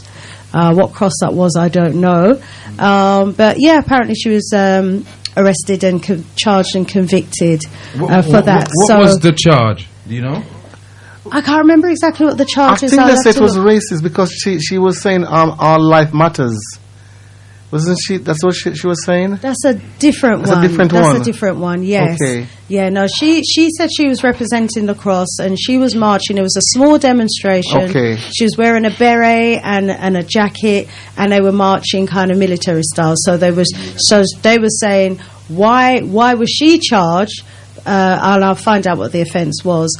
And then they switched to a clip of Our Young Men, Forever Family. Well, what do you call this then? Kind of thing. Why were they not charged? What happened to that one? So it's a military style, isn't it? What happened to those 2 European who were charged because they were put up a banner saying "Our life matters," and they were asked to take it down? I don't know of that. Yes. But where did that happen? Matters. Right here in the UK. About three strong ago. You see, look. The reality is this, right? We know that Black Lives Matter is run by 3 lesbians. Yes. Yeah. We know that their main agenda is to put transgender people into powerful positions. It says it on the website. I read it. Yeah. So this come like the old homosexual thing now. Yeah, where nobody can't say nothing about them and all the rest of that type of stuff. And then them come down on it. So now this is another thing now where they want to be heard and things like that. And I just want to make people know live and care. Me and none of them people don't have nothing in common. My struggle is not their struggle. Not at all. Yeah, my struggle is not their struggle. No. Yeah, them people there, as far as I am concerned, right? Them need to go deal with themselves. Yeah. You understand what I'm saying to you? Repairs on all levels. Yeah, on all levels. You understand me? My struggle is reparation for what happened to our ancestors and what continues to happen to us till this day. Our people turn into transgender. At them I do it. At them I mash up with people them. And remember, the debt that now Zimbabwe has now taken on is going to fall on the lap of our grandchildren, yeah? Oh, yes. So in years to come, they're going to be the ones in the seat talking about how comes we're paying taxes to pay back crosses. And what did we do about it? Regarding the land in Zimbabwe, did the thieves fabricate title deeds for land they stole? What is their evidence of ownership in order to be compensated? Right. The same land that, like I said just now, they done us out the argument when they asked for deeds. If you have produced deeds of the land that you generationally have been on for thousands of years, then you can keep it. If you didn't produce the deeds for the land, they took it. It was all the land grabbing stuff that's been going on for how many decades now? Look. This thing here, let me just put it down plain and straight. This is about power. Yeah? Africans don't have no military power to protect themselves. Anybody can walk in upon them and box them up. This is just the reality of the situation. Yeah. Yeah? When Marcus Garvey set up his organization, the UNIA, he had a military section to it that used to march every year in Harlem. That's what they feared. The ability for us to militarily protect ourselves. You understand what I'm saying to you? Right? So, you know, when this individual makes reference to those young people, now what he sees is strength. And order. They're ordered. Strength and order. That frightens him. The fear. You know what I'm saying? No. Yeah. They should be out there selling drugs. Yeah. What do you call it? Cross line. When them go to different areas. County line. Yeah. Yeah, county line and all. Keeping That's up postcode that's what they antics. want to see. They don't want to see our youth them structured. No. Getting like chased that. by Batman and Robin. You understand what I'm saying to you? So that's what they see. You see, you have to remember in the Prophet that in 1958, when our parents them take to the street, they were young people. They were young people. You understand? They were young people. They were young After the people. death of Kelsey Cochran. Yeah, there was young people that come into this country, and the society turned on them. So here we are, 2020, and they still talk about these young people, and some of us forgot that we were young too, ain't it, Chief? Aye, there you go. Yeah? Yeah, We forgot that we were young too. Very much so. You understand? When our parents come, they were young people. Young people. Yes. And this is where what we are. Some of these European, we show these people fear. But what happened is, a lot of us are too sympathetic, because we feel as if European doesn't like to see what we are doing, so we're holding back ourselves. Yeah. Why should you hold back when they're doing anything? They don't hold themselves back. Seriously, Now, yeah. if we're talking about reparation, how come another country go against the grain? They be paying what we are now say we want. So this money you're paying, pay it to your farmers them. Pay this money to your farmers. Why are you going to take it and pay it to the European? Look, how many Africans here in Britain own a piece of land? How many Africans? There were free farmers here in Britain. Free farmers. To date, it might be only one, because the other two was struggling so much that they were talking about it. And the land that they've got was actually crown land that they managed. How did they get it? That we don't know. You see it? So, how many of us as African people would love to have a piece of land that we can farm and said, this is part of our heritage? How many of us? And you come into an African country and take land, and we're going to pay you for it when it doesn't belong to you? You haven't got no deeds, you haven't got no documentation to prove. And we're talking about reparation, but you see what happened? The Zimbabwe president is in the hands of the European leaders. If you see what happened, if Mugabe did set it in stone, in writing, black and white, that no other president could come after him and make that change, it wouldn't have happened. But because he didn't put it in stone, that's why now, what his name? I can't even pronounce his name. I can't even pronounce his name now. You know, Chief. Yes. You know, Chief. You them talk about farmers' land and farmers' land. There's land that the Queen. They don't mention it, that they take away from her. These are the things them, the land we hear them talk about. It's not like a farmer's land, you know. You know, who was driving from here to around Edgware Road. I belong to one person. One person. You understand? And this is what they do, because it's not like Africa come to Europe and take away anything. No. This is what the European have done to African people. And they had the prime. Carved it up over dinner. They had prime land. They had the prime land in the country. Prime land. Are you going to pay them for it? Just like the British pay those who took us as free people and enslaved us. Getting paid. So they will continuously getting paid. The cousin them, the hunted them, the Right, everybody getting everybody very much so from something and else. so we are not getting nothing. And fewer people have the mind to go and join in with that. You've taken us backwards before even Mugabe. Peace be with him. You see, you've took us back. It's coming like, what? Who am I then? Who am I? And that's why it turned me when I see these African leaders swearing swearing legion and these foreign things, Yes. and they will never touch the African spirituality. No, You know, it's when I was in Africa, when the brother said to me, no, Dr. Abu, they won't swear on this, you know, because this is, they might have to mean what them say. Oh, yes. You know, yes, see, yes, that's why yes. they swear and those other things. And Africa will never free. You know, all of these people in Zimbabwe we are talking Jesus' name and all of them things there. The Mongolian enslaved themselves. You understand? You know, see it, you know? All of them from Ethiopia, from Cape to Cairo, blood. If we don't use of African spirituality, we're gonna be doomed. You Very understand? much Because so. when they start to look at the history of Ethiopia, Lalabella wasn't a church in it was a fortress. Oh, yes. And this invader turned it into The church. Yes.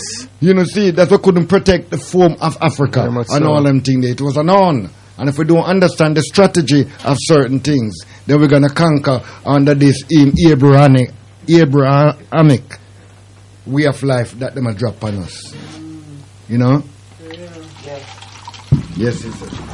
I just want to share an article that I came across today. So, you know, as we're talking about the situation in Zimbabwe and the fact that the government has decided to pay 3.5 billion to the former white farmers, they did so in the expectation that the sanctions would be lifted.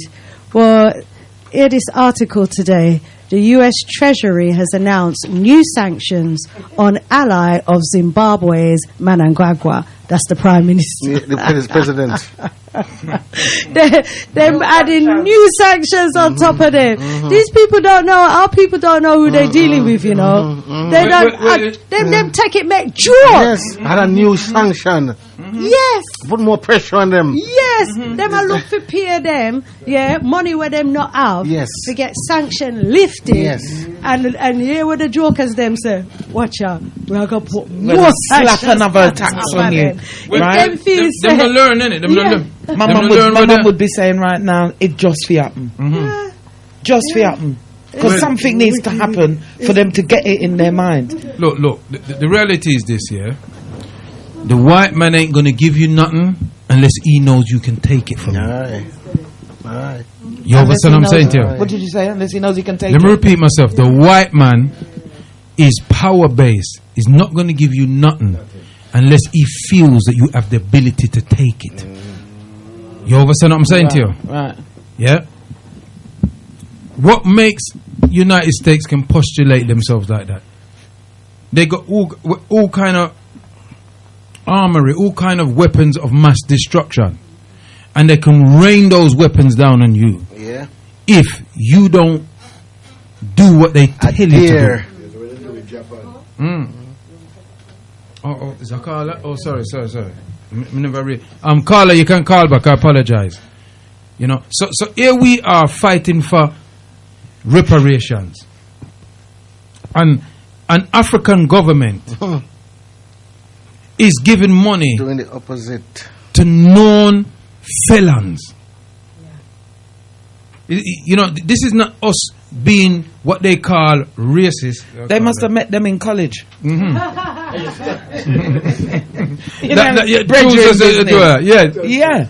Brethren business. You give me that. Caller. You give me that, and I'll give you some of that. Caller. Greetings, family. Greetings, everybody. This is Sister Gina. I'm so shocked by what you're just discussing. I felt that I had to ring in and say to you, I'm in deep shock about what you've just said about Zimbabwe, because obviously we know that when Zimbabwe was liberated and Sis, can you speak up a bit louder, sis? We can't hear that well.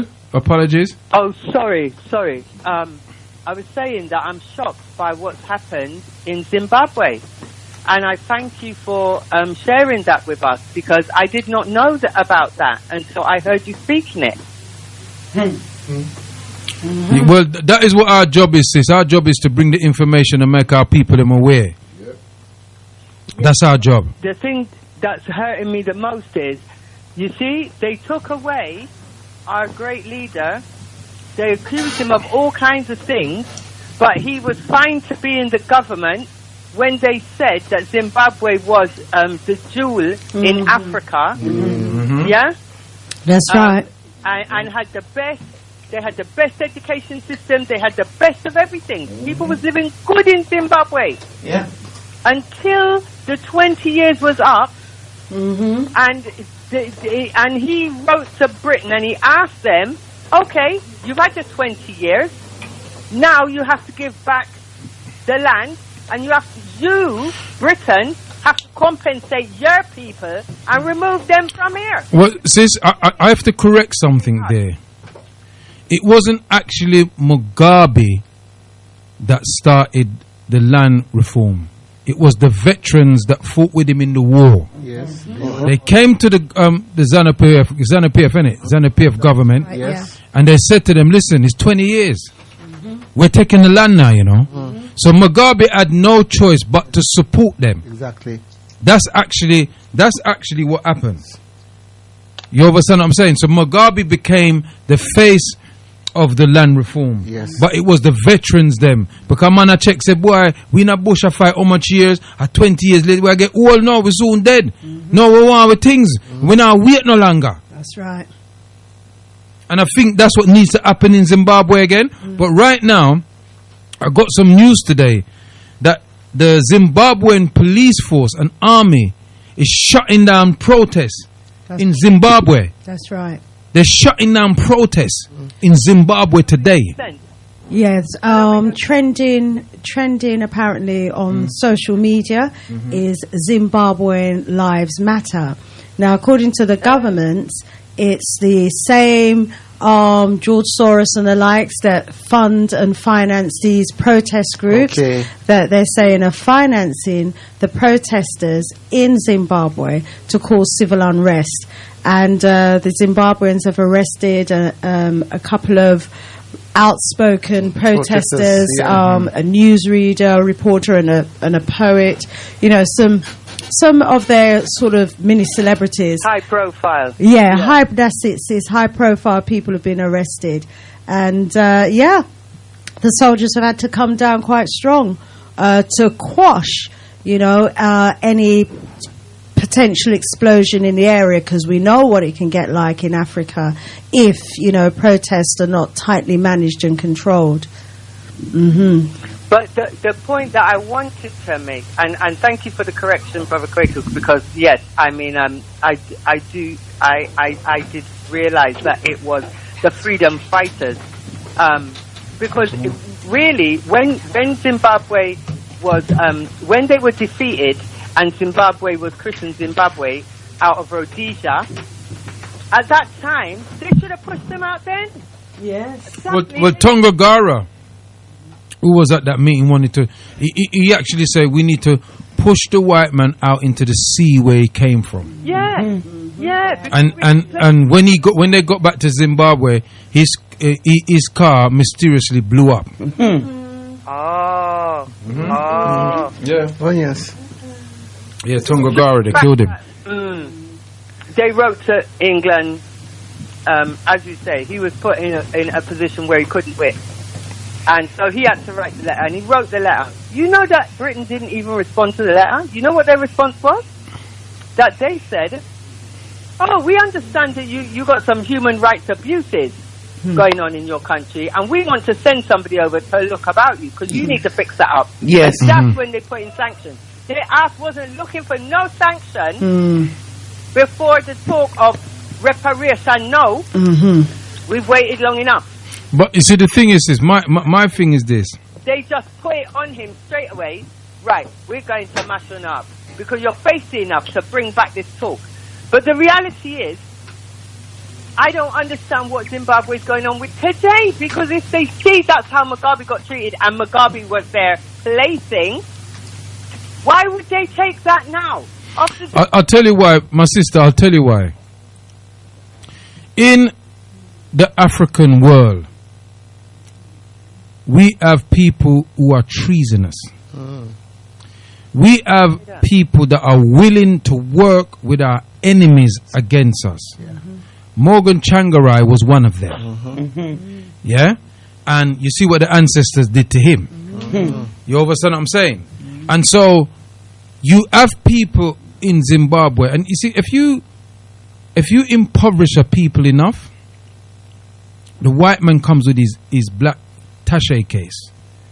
Now we know, without even evidence, that many of them people in the cabinet them get money. Yeah, because they know that they can bribe certain people. The ones they cannot bribe, they kill them. Yeah, And their children. and their children.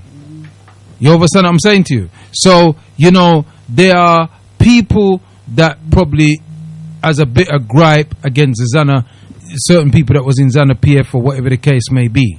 You understand what I'm saying? Rise up Winnie Mandela. Yes. Yeah? So, they are willing to take bribes to help betray their people. And it's just as simple as that. The young people them in Zimbabwe need to rise. And we need to have somebody that's in the military force who said, no, hold on a minute. Because once the military says no, it's a different argument. But that's what I'm saying. It's like the army needs to be colonized by the genuine people. I know you're there, Kwame. We're going to bring you in a minute. This is outrageous. I Mm. mean, we've already watched that in Nigeria, the shell corporations did what they did with the oil. Yeah, they massacred so many people in order for them to, you know what I mean? The people who was rightly saying, you're poisoning our waters, we don't want you here, you need to go about your business. I remember even on Galaxy, somebody who came to this country to see. If he stayed there, he was going to get murdered because his father got murdered, his uncle got murdered, various members of his family got murdered. One of their minister. And it looks like this is what. Hold on, says Chief want to come back on that. Go on, Chief. Yes, it was one of their minister. Just when the sanction, he was out of the country and he couldn't go back because of the sanction, and he came to Galaxy and he actually invited us. He gave us an invitation. That the president at the time was Mugabe wanted to speak to us, wanted us to come to his palace.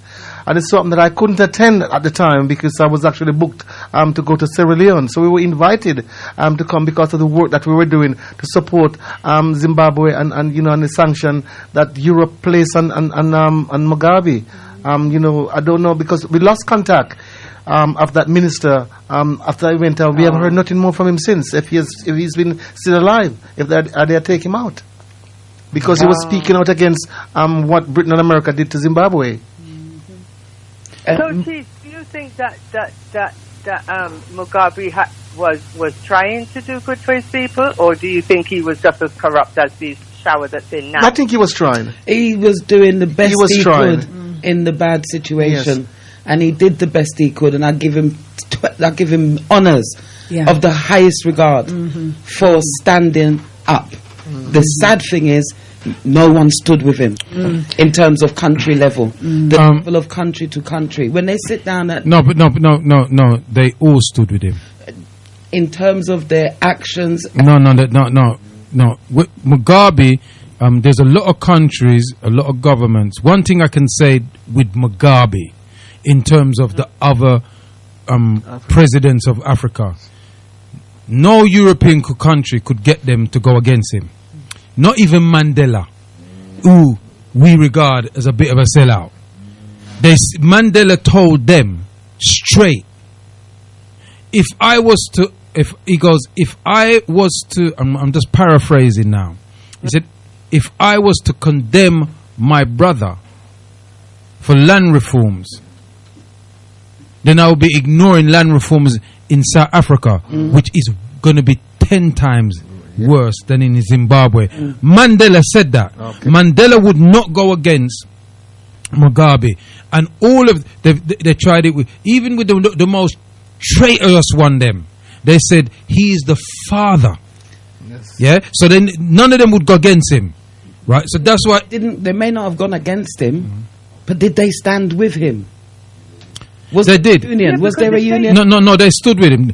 None of them poured sanctions on Mugabe and Zimbabwe. They wouldn't do it. No. The main opposition of Zimbabwe is Yassa, you know. Of course it's here. Years to them recruit all of these people, them, all of these countries, them where you see some like a gay right movement are going. Yes, sir. I lead the whole thing. You understand? And then pretend. You know, how can Britain call himself justify when they modeling other people of fear? You know, you can't get your things right. You aim them a shift that and a shift that. Remember, you you know, understand? the people have people's secret. People are right? When we look at how this thing goes, people have got people's secrets. None of these places that the wars are going on for hundreds of years build ammunitions. They're in it. They're in it. Nation of Islam used to have a logo that they used to sell and promote, and it had a picture of two of our Africans facing each other and ready to fight, and then the white Wazunga at the top of it, rubbing their hands together. Because on both sides, you're selling arms to him, you're selling arms to him, and you just want Waga Farlout in the middle. And when everyone's distracted, getting on with the war, they're creaming off and cropping off. When you finish fight and tired, there's not even a bed to go lay down in, because they took that as well. Sister, you want to learn and let me bring in Brother Kwame? Yeah, I wanted to say that's a brilliant analogy, sis. Big you up for that. That is rise up, sis. You know? The thing that's I because I've been watching certain things. There's a particular channel that I won't name. Something just. I know that you did 674. That's all on. And you know, and on there, you know, there's a lady that used to work for the UN. And she doesn't work for that now. Now she's looking for Dr. Arikana organization. Yeah, Dr. Arikana. Yeah, Dr. Arikana. And when I heard her speak, she is fire. And well, she was fire, but it looked like them look like them throw some sun pan her. You understand? Because she cool down now. But sis, let me bring in Brother Kwame. You can hold on, and if you want to come back again, but let me bring in Brother Kwame. Brother Kwame. Hotep.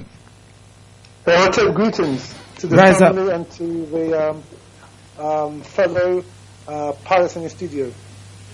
Rise up, Brother Kwame. Rise up. Yes, my beloved brother. Rise to the occasion. We give thanks, greetings. And before I go into Zimbabwe, I think it's important that as a community we need to address the Wiley thing, because this Wiley thing with those... No, we're going to go into the Wiley thing, brother, but just say what you say about the Zimbabwe, because, you know, we're going to give it another 5 minutes, and then we're going to go into the Wiley thing, and we need to go into the thing what's happening in Jamaica. And Chief has to leave soon, because him going to get beaten if him getting after 12.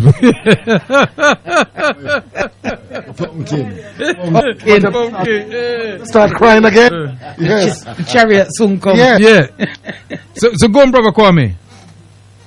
Yeah, the thing about Zimbabwe is that the listenership needs to understand that Zimbabwe was the crown of the crown, was the jewel in the British crown. Yes. Particularly in Southern Africa, starting from Cecil Rhodes up until the formation of the British South Africa Company, and until you know the Cape Colony when it was Rhodesia. So they've always had this tying into Zimbabwe, yeah, and they've never let go of Zimbabwe, even when they gave power. Well, they didn't give power; it was fought for, and this is where the mistake was. But I'll come to that in a minute. So even when our people won that war, supposedly, right? These people still had land. So people like Lord Soames, people like Jacob Rees-Mogg's father, people like the Queen of England still had land in Zimbabwe. So they were always committed to seek the British hegemony in that country. Now, this thing has been planned from time. Why do I say that? Because the whole war of independence, the Lancaster House given was a fraud. Zimbabwe, or particularly ZANU-PF and ZWAPO, should have never allowed themselves to go to that dastardly meeting in Lancaster House in London, because that was a complete setup. because they basically won the war. They basically won the war. But the British, as they do, they put a faster one because they knew that they were losing the war. So they said, "What do I now talk?" Right. So that's where the first mistake was, by basically killing the British, bring section out of Zimbabwe, and having that country as an independent free state in South Africa. The reason why they went to that circle conference, only they will know. But had they went to that conference, again, they allowed themselves to be hoodwinked into signing a flawed circle treaty. It was never a bona fide document. That Lancaster agreement was never a bona fide document. The British never, ever intended to follow on their circle commitment of a willing buyer, willing seller scheme. They're never going to fund it. And also, the fact that there was this 20-year grace gap, again, which was a clause that these devils put into that agreement, is something that Zimbabwe should have never agreed upon. That was the skillfulness of Margaret Thatcher, wasn't it? Yeah, the talks were on the that devil Lord Carrington, who is part of the elite families. See, he was the one that was convened the talks for the British government. Obviously, Thatcher was the Prime Minister, but he was the architect of that so-called agreement, Lord Carrington, because he also had interest in Zimbabwe in terms of land, real estate, etc. So so there's two things, well, three things. One, they should have never went to that thing in the first place. They should have killed the British as they were on the verge of taking Harare and ransacked the whole. They should have deported them back to the UK. Two, they should have never taken that conference. Three, they should have never agreed to sign a treaty or an agreement that did not put the Zimbabwean first, i.e. the so-called 20 grace period was a ridiculous thing to do, and B, not allowing the British to fund a willing buyer, willing seller, according to that agreement. So well, Brother Kwame, let me cut you there because of time. I support Mugabe in some things, but me not support Mugabe in other things. Mugabe said some derogatory things about people from the Caribbean. I mean, I go forget that. You understand me I say? Right? Him say some derogatory thing. And you see, me as a man me watch how them man they move, Yeah? Them man remember doctor, you always talk about, them get certified. He must certify. Right? Yeah, him get OB and all him something there. Yes. Yeah? Yes. And that's why I had to make it clear that it wasn't him that went for the land grab. You understand? Them kill off Tangagara, them blow up him car and all him something there. Because his attitude was nah. Me not. You forgot that Mugabe was crying because he couldn't get to the Pope funeral. All them something there. All them behavior. Yeah. So I wasn't 100% fan of Mugabe himself. You understand me? That's why I see it for what it is. Yeah? When the man them back him up in the office, say, Brethren, where you say? And the bush weed there with long time, you sit down with them people, where you say? But take this thing, you. So you either with way or you against way. When could I do? Him have to capitulate. Yeah? Him never really want to do it as far as me concerned. Yeah, he said some good things, but we have to look all them the totality of what them deal with. You know what I mean? And that's enough I got to say about that. We'll rise up the president of in Rwanda. Rwanda, yeah, President Kagame. Yeah, man. Yeah, run out the Chinese them. Deport them. But it wasn't that he deport them, Dr. Abu. It's what he said. That was it. He said, listen. Yes. Anybody want to come and do business in Rwanda? Right? You're free to come. But listen to this. You must remember that Rwanda is for Rwandans. And you will respect us. Yes. You understand me? I say, right? I haven't seen no African leader ever do that in my lifetime. Wakanda forever. Well, Chief, I tell you, when him go Sierra Leone and one who said, why, if you walk me a mountain, no, Chief, you couldn't there, and you know that way there. You know, so you can see. Yeah. We have a certain Mindset. purpose here. Yes. You understand? We have a certain purpose, because if we are here in this Babylon. in this Babylon, and we say we are go home, we're not going to put a frying pan in the fire. Yeah. You know, we have to look and see how you treat your people there. You know, see it, and if you treat them bad, that means that you will treat we worse. You see it, and this is what we have to look for now. Well, that's what the 3.5 billion is saying, isn't it? Because who am I then? Can I just pop in something here, right? Is that the reason why they made the case of Zimbabwe is because if ZANU PF and ZAPU had took out the British, that would have had ramifications for the whole Southern Africa basin, including Namibia, Botswana, Tanzania, that have more pressing land issues than in Zimbabwe.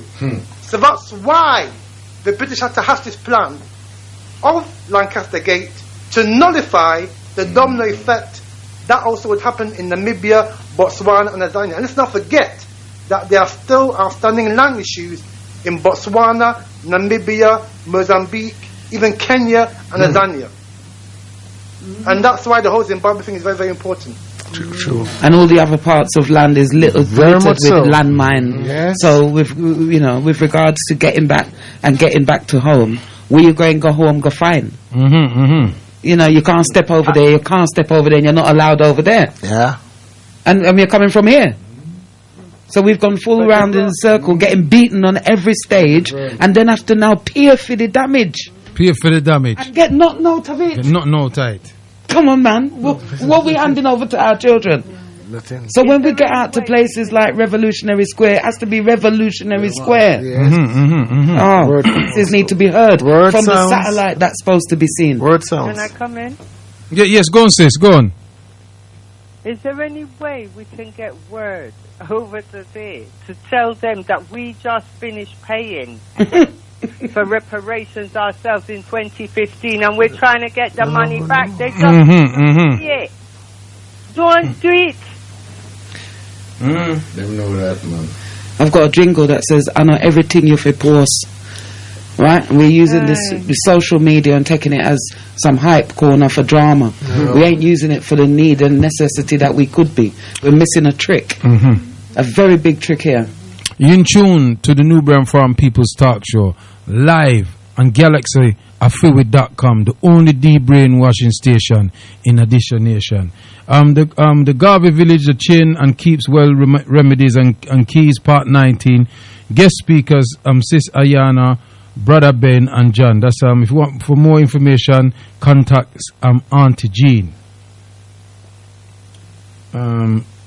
We need to make sure we have the facts before we accept what the European press says as truth, because they also make up stories. Serious propaganda machines. If the principle that no person can own land in some parts of Africa, but the land is owned by the people, how can invaders be compensated for what they could never own? Some Zimbabwean may need to remind the Zimbabwean police which side they should be on. Greetings to everyone in the studio. I have just come in from work, but I left my radio on loud all day. I've missed almost 3 hours of debate. As one of the stall holders, it is true that we did not pay the usual £100 for the stalls. However, every stall holder made a £50 donation. Yeah, that good. Thanks. Brothers and sisters, do you think that President Trump will be re-elected? Happy Independence Day to all African Jamaicans all over the world, and also to the brothers and sisters in the studio. Happy Independence Day. And we need to just deal with that right now. Chief, any news from Sierra Leone? Are you traveling to Freetown for Christmas? No. Brothers and sisters, what time do you finish the show tonight? I will be going to the plantation tomorrow. I think I will be late tomorrow. So do I. Brothers and sisters, Were there any Africans from the continent who attended Reparation March? There's always Africans from the continent attending. We had a prince. We had a prince from the Congo there. You know what I mean? So there's always black people. You know, this thing that the Reparation March is an African Caribbean thing is a fallacy. No. You know what I'm saying? There's Africans from everywhere that comes, right? We had the Rorero African people them there for 2 years, right? We had Africans from Suriname. We had Africans from the Netherlands, right? We've had Africans from all over the world. We used to leave from France, Germany. Yeah. You know what I'm saying? Yeah. This is an African event. Doesn't matter where they come from. Yeah, whether they come from the continent or anywhere else. We've had Africans from everywhere. Yeah, so we're not deal with them divide and rule tactics. So low that, low them talk there. Yeah, brothers, what do you brothers and sisters think about Trevor Phillips? What happened to Wiley? What happened to Wiley shows and how the Jewish community is very powerful in the United Kingdom. It also shows how the black community is weak and powerless in the United Kingdom. And that's it. You know, right now in America, there are still Africans who are still demonstrating because of the death of George Floyd. No, the big demonstration, you know. Them have saying army in. Yes. You know, was it Orlando or one of them places there? Them still are gone. But the London, what them call him, a senator, have refused. If the senator doesn't accept the military, they cannot go in. So the president himself hasn't got no right to send any force if the senator who run that state doesn't accept. But he has done. Him sending him more. What him call him no some I know what they call him, yes. Military business him send down there. But him and the Senate now in an argument. Very much so. Because the Senate said no. But let's deal with the situation in Jamaica. Let's hear you. I did want to comment on Zimbabwe. Go on, sis. Go on. Yeah, go on. Okay, I just want to pick up on a point that was made about propaganda. And obviously the power of propaganda and how that changed about Zimbabwe once the Zimbabweans had taken back control of their land. We heard how before it was the jewel in their crown and how productive it was. That they were really hyping it up. But suddenly when the Africans took over, that whole narrative changed. Until this day, the narrative concerning Zimbabwe is so derogatory. And also, I've been in Zimbabwe when they've talked about the supermarket shelves being empty. And we've been in and out the supermarkets, and the supermarket shelves are full. Now, the image that they paint of Zimbabwe, if you don't go there, you would be visualizing a country that's almost on its knees. True. You would be visualizing a country where the children are walking around with pot belly. Hungry. You would be visualizing a country where everybody is begging, where everybody is starving. You would be visualizing a country where they can't even afford to run cars because there's no petrol. But let me tell you this, the media and their portrayal and their reporting of Zimbabwe is totally false. Totally false. And not only is it false on a level where you can see that, they're totally misrepresenting the country, because, you just have to see the cars that the Zimbabweans are driving on their roads to know that there is some wealth in that country. I see more beggars in Peckham than I've seen in the whole of Zimbabwe when I've gone up and down. I was in Brixton today. There were more beggars in Brixton that I saw today than I saw in Zimbabwe the whole time that I was there. You go there, you don't see any children running around naked with pot belly or anything like that at all. People have got their farms. Black farmers are farming. The supermarkets are full of fruits and vegetables, produces that the farmers themselves have farmed.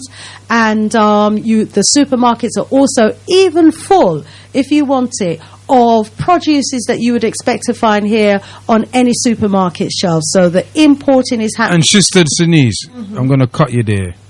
You saw this.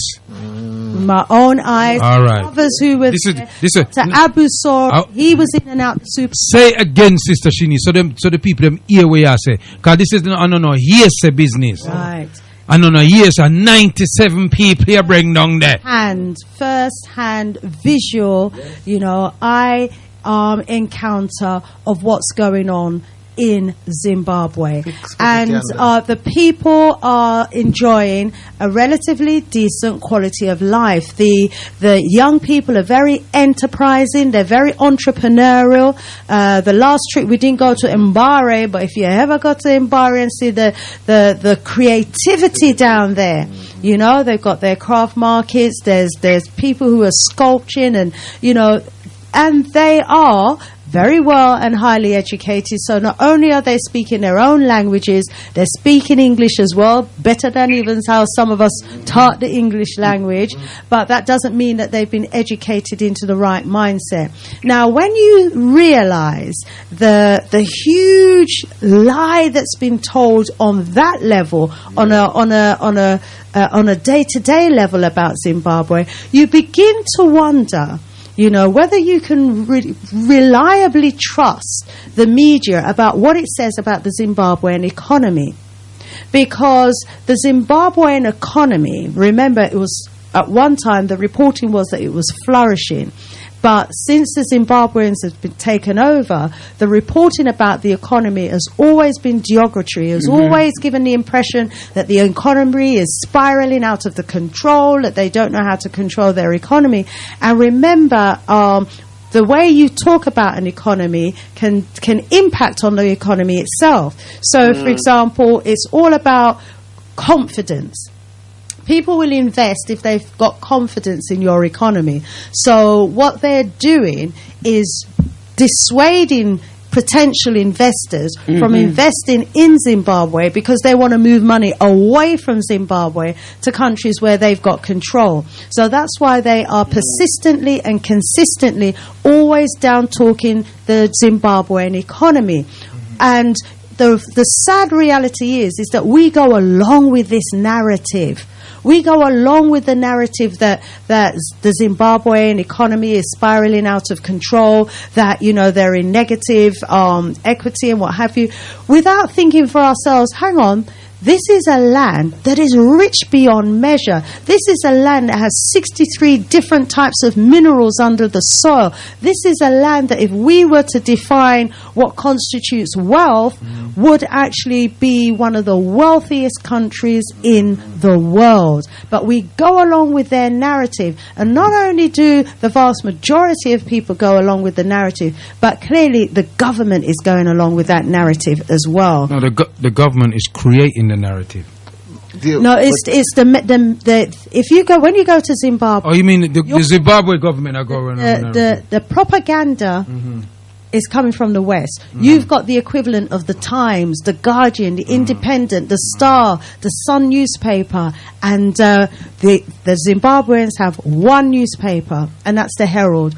All the other newspapers on the newspaper stand, all the big headlines that you're reading every day. Just imagine for 30 years growing up in a country where the only headlines that you're reading about your country is telling you that it's been run by a despot, it's totally out of control, and the conditions are appalling, when in fact it's better than some of these countries here in the West. But let me come in here, sis. Brother Kwaku, Sister Anoa, Dr. Abu, one thing we must underline: if the country wasn't progressing, they wouldn't have put sanction on the country. Right. Only when a country is progressing, that's when they put more sanction on you, because they see that the country is rising to cripple you. Yes. Without that, they wouldn't have had more sanction onto the country. And we need to look into it seriously to underline what you have just said. Yes. You have to remember the African countries is where Wazungu sends their children to go and find themselves, and they go with a backpack on their own to go to these countries. Yes, that's true. And they travel up and down the country on their own with a rucksack and stay out there a gap year, and a year or two they spend. And they work, they do all types of things, and there weren't no. When I first heard about this business, what they used to do, there wasn't any social media. They could WhatsApp them and FaceTime and these things. It was and them a go there. No, they right? So while they're taking taxi, they're taking plane like taxi to go up and down Africa. They desensitize us. By constantly plugging on the sorry for children. I'm not saying, peace be with all those that are suffering those. Sorry, callers. Let me bring back the callers in. Nana Kwame. Kwame? He fell asleep. Yes, greetings. Yeah. You want to land? Or you want to sit on there? Because what I actually want to talk about now is the fact that there's a young 5-year-old African child in Jamaica that has been told that they cannot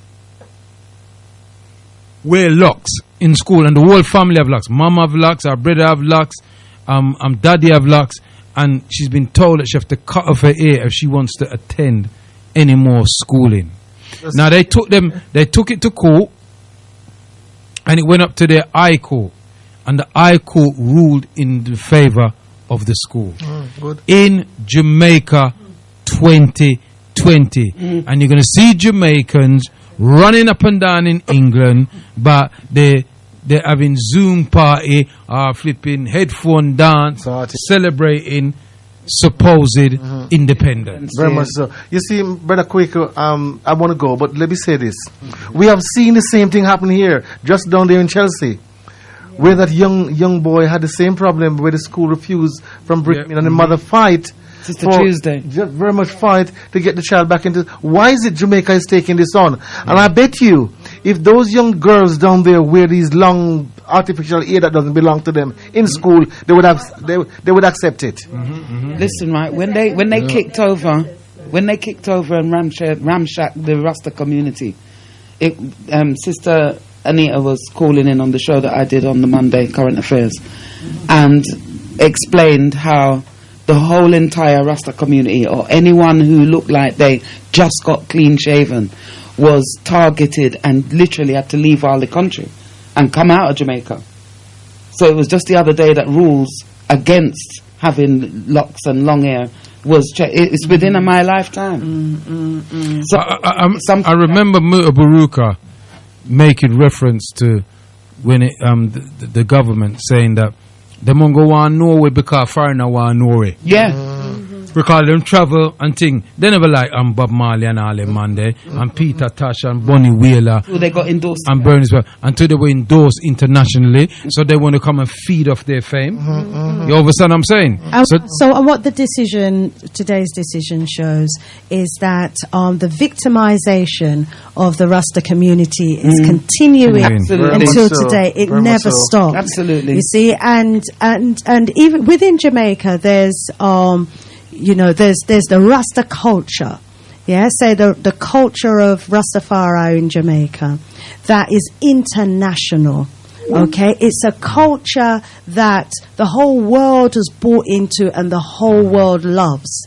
Yeah, it's a culture that has brought fame to Jamaica. It's a culture that and revenue, a culture that brought revenue and tourism. To Jamaica. All the white man them have them Rasta hats and all kind of something. Didn't the president award Sizzler the other day for his? Sizzler get award. Right. Yeah. So they can't the ignore Prime Minister level has endorsed Rastafari and said thank you. Yes. But then to the baby going to school, they don't want that look in there. That look is clearly. They try, and by targeting the young ones in the schools as well, what they're trying to do there is to wipe out Rastafari from the next generation coming up. So they've decided, okay, maybe we can't deal with this generation, but we're going to start with the young ones coming in and ban it from there. I wonder if they've already changed Leviticus. The chief, I forgot something. Can I add? I'm going to wrap up in about the next 10 minutes anyway, about 15:15. We're going to done the show. But go on, Chief, go on. You know, this is what I'm saying. Today, when you look on to see those who haven't got the overstanding, who are celebrating, what are you celebrating? What independent of what? Independent of who? What does this mean? Independent means to you? Jamaica will be always dependent.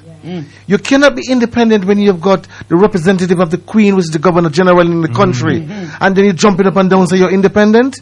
If you were independent, then the Prime Minister and the country would have the upper hand to make changes without the Privy Council in the country. And yet today, here it is. Parents are fighting for a basic education for a child, to send your child to school with the basic education. And the school is telling you, the child, you can't come into school unless you cut your hair. So obviously, you're not respecting the culture of the country. That's right. And I think this Can I decision, say I think this something? decision So, is symbolic I think as someone's well. going to come in here. Yeah, You want to because call you want to come in here? yeah, 1 minute caller. I think this decision is symbolic as well. This decision was made days before so-called Jamaica independence. Do you think there's a subliminal message there? Well, You see, we must realize, Jamaica is a Christian country. You understand? You understand? And fear. Yeah, well, this is why it's their own. They're on a plantation, blood, because it is a plantation. It is a plantation, and we must stop. I big up Jamaica as if everybody in Jamaica is so on the ball. From Marcus Garvey days. Marcus Garvey been complaining about the behavior of these Jamaican love people. foreign things, and then don't love their own blood. And see England as the mother country. You have to stand up and face the reality. you have a caller here somewhere. Okay, caller. Can I come in? Yeah, go on, caller. Yeah. What I'd like to say is that I don't know if you lot haven't seen it, but the Prime Minister wrote openly about that judgment, and he said it can't stand. He said he's not wearing that. He said that the law has to change, that they took them to court under, because it's high time for these type of uniform things from colonialism, and he said it was colonial roots that it come from. He said we have to bond that now. I support So that. if We you give go thanks. on- I haven't read it, but I go hope to see. I have not seen that. Yes. I just like to tell you that if you go onto Olness's website, you will find it there, because that's where I read it. Yes. Farrakhan says that when you look at the system of dependency and independence, insofar as Jamaica being independent from Britain, he says it's like a skunk run over by a truck. The skunk may be dead, but the stench of the skunk still remains. That means the behavior and the whole way of being is still stenched up On the people. with the death of the dependency argument. Yeah, so the paperwork may done, but the vibes is still there. You see, the whole thing, right, is what Well, come we out have as to some start our straight so-called from leader them somewhere. out, because Farrakhan make some statement about black people here also. You understand? Where we have to look on. Wem say? Understand? Wem say? I can't even paraphrase, but him never, him feel say, well, him is not the right texture and them things. We have to check a lot of things, because some people make some little sound bite and we run with it and we don't question them. Because most of these leaders, look at Farrakhan here, it's like a coolie blood. You understand? You know, see, and if they man a full time, we start to get our things right, and stop following certain things there. Yeah, All rise I up, can say sis. is that in this time, from we got independence, and they said that the Queen was still the Queen of England the day after they declared independence, then everybody's supposed to know there's no independence. I mean, I go with what Chief said. You cannot have Governor General, because when they wanted to,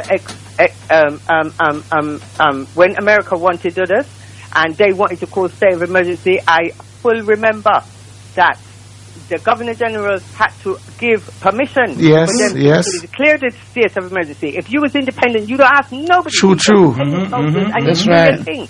So anybody who's confused about Jamaica being independent, don't be confused. It is clear to see independence don't come yet. So I never celebrate. They got time if True. they want to do it, them to do it. I'm not joining that. Okay, all I want to bring in Sister Shanice. Go on, Sister Shanice. Wiley. Yeah, rise up, sis. I found some information, a news article that you was referring to. Yes, the Prime Minister of Jamaica is saying that it is time to amend the Education Act to allow locks wearing in schools. So it's good that he's actually coming down and saying that. But he ain't got the power to do it. It's all down in the Constitution. You know, the Constitution dictate what happened to the people, and the Constitution does not written for the benefit of the people, of the Jamaican people. It's written for the benefit of the creditors, the colonizers. So they can say what they want. Say if you don't reset the preset, not change. Brother Kwame. Yeah. Yeah. Go on. No. In terms of Jamaica, you know, and we had this discussion, you know, in Nottingham on our show on Sunday. Jamaica has never been free. It was fake independence. All Jamaica got was a national anthem and a flag. You know, the fact of the matter is that if you look at Jamaica even critically, you know, the highest court in Jamaica is the Privy Council here in London, and that presides over all the other courts in Jamaica. If you look at even things like bauxite, that's owned by Jamaicans. Look at the oil that Jamaica's got, it's owned by Jamaicans. Yeah. If you look at even, you know, the electricity, JPS only owns 20% of the electricity in Jamaica. The rest of it is owned by non-Jamaicans, and I can go on and on and on. So it shows you the dire straits that Jamaica is in. But Digicel is an orange on it, isn't it? Digicel, the biggest selling mobile network in Jamaica, is owned by Orange, Irish company. WhatsApp reads. Don't forget what from. This is from Brother Kilimanjaro. Big up yourself, Brother Kilimanjaro. Rise up, Kilimanjaro. Yeah. Rise up, Jara. Don't forget what Malcolm X said. To be once a criminal is no disgrace, but to remain a criminal is a disgrace.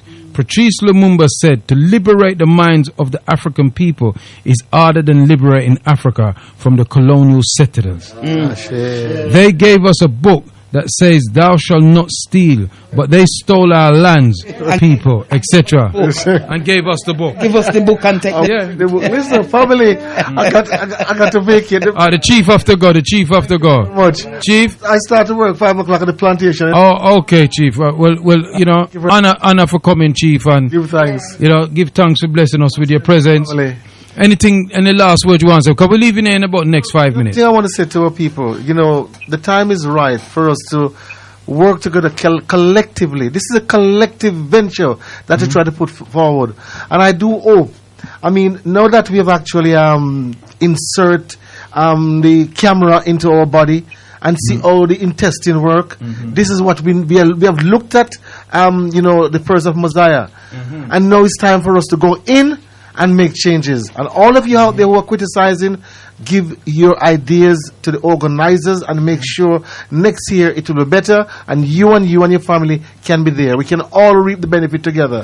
Thank you very much, Brother Kwaku. Sister Shanice, Dr. Abu, and Empress Anawa. Rise and shine. Good to work with the eyes and the eyes and the eyes. Yeah. Rest well. Give thanks. And rise and powerful. I will be. Thank you. Rise up and travel safely. Hello all. Supermarkets were full of food that I saw for myself. Agree with Sister Shanice regarding the food, etc. Beautiful country. I'm a witness. Sister V. Rise up, Sister V. Wonderful. I could be wrong, but I understand that the school has now changed its decision and said it's okay to the child to attend. What I want to say on that. It says the child will be going back to school in September. What I want to say about that, my daughter actually lives in Jamaica now. She studied law and things like that. And she's actually on she got a new job with some lawyers, and they've given her the part to deal with certain things, and they were actually dealing with this case. And she said to me that it's kick up a uproar in Jamaica. It's on all the television stations, all the networks. People are make up whole heap of nice down there. So, you know, the Prime Minister had no alternative but to make that kind of statement. But I was hoping that she was going to call in, because she said she would call into the show and give us an update. But I don't know what do I become. We did talk to her earlier. Well, it's good to hear the position of the people down there, to hear that they are actually standing side by side, the Rastafari community on this, because it's about time that, you know, the people of Jamaica did support the Rasta community, because one of the reasons, well, the main reason, obviously, why they want to try and victimize and target and demean the Rasta community is because they they're afraid of them.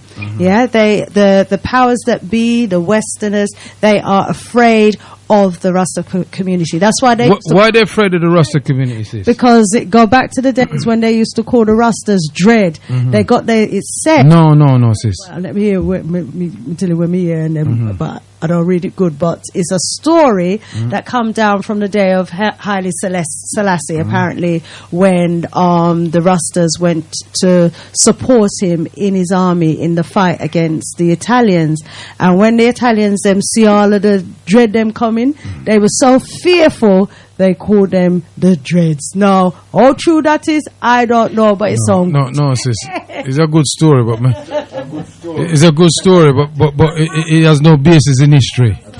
But I feel that I feel. Who's that speaking? Sorry. Is that a sorry, sis. Go on.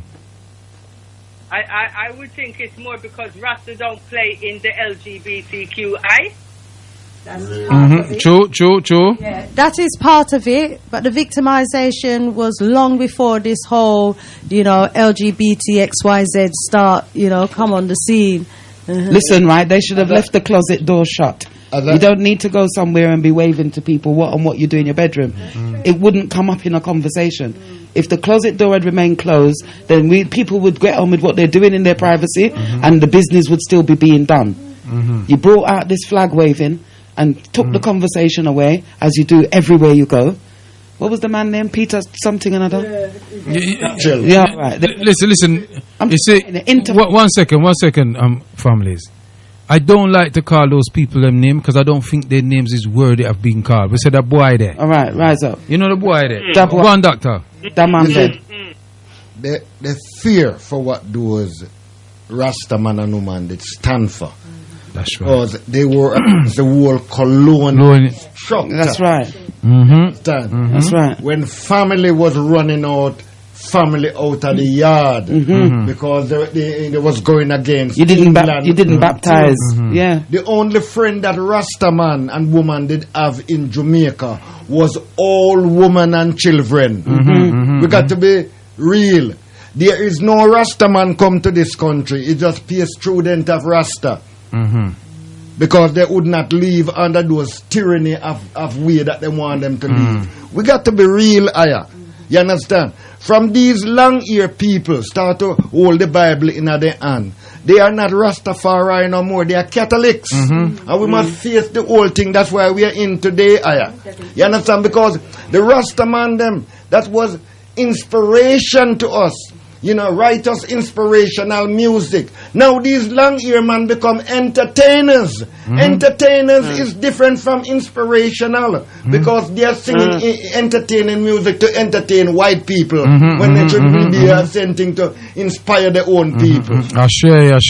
Dr. Abu, you took the words out of my mouth. The reality, what I was going to say to Sister Shanice is that Jamaica should not respect Rasta.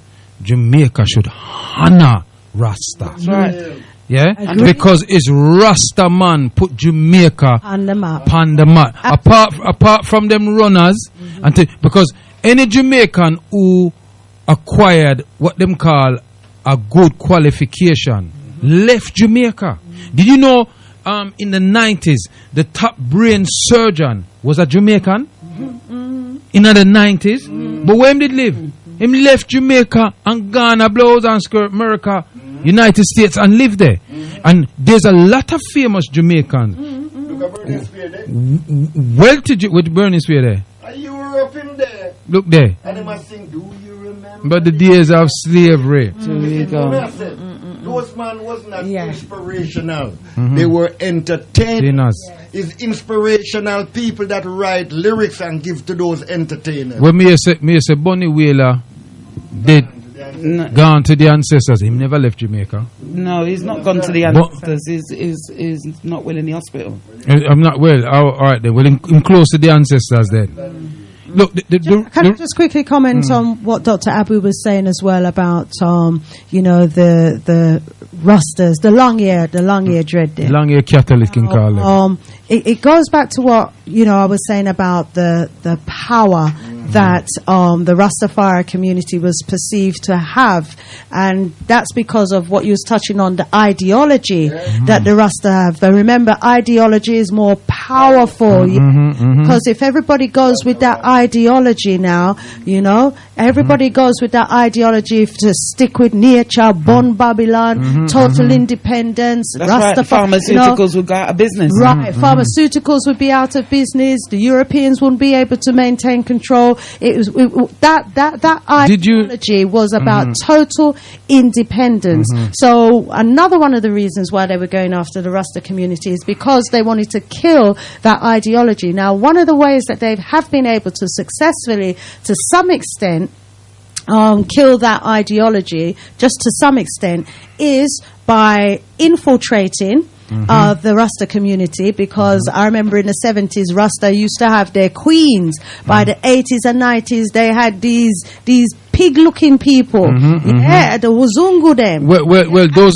So hold on, Sister Shanice. Those man, them is not Rasta. Yeah, the long hair man. And, this is the. Them is not. No, them is not Rasta. Real Rasta man. Real Rasta man. These were the African family. That me I say. So they were infiltrated, and especially and then them people they say them are 12 tribes. In it now, these long hair Rastas now that they were that they were able to lead astray were the ones that they were holding up as Rastas in the entertainment industry. Yeah, because a lot of the Rasta them now, then the entertainment ones, when you start see their band, they've got Wazungu as bass guitarists. They got Wazungu as drummers. The whole culture, was beginning to disappear, and then they seem to be promoting this one love thing, this melting pot of a thing, and so you could see that they were actually. Well, that's why them draw for Bob Marley, but they never draw for Peter Tosh. You can see they were taking it in another direction. In those days, those men and women were said, "We are one with nature." These man them now is one with Jehovah blood. Totally different thing blood. See, and we must realize that those that's why this sing the song. Bring back Maccabee version and give them back James version. That was a narrative blood. That was on the lips of certain people that I was singing about. Well, Rastas were revolutionary. Of course. That's right. Yeah, they were a revolutionary. To kill. Yeah, they were revolutionary, and they reminded the colonial masters and the neo-colonialists, of the Africans that rebelled. Yes. That's who they reminded them of, right? The Africans that forced them into negotiating. Right. You understand what I'm saying? And Rasta was a symbolism of that. Yeah, so the Mau and all them thing there. Remember, them kill off. Where's the place? The place with them, the kill off a woolly per Rasta, go there and burn it down. That was Dongo. That was Dongo. You know, see it.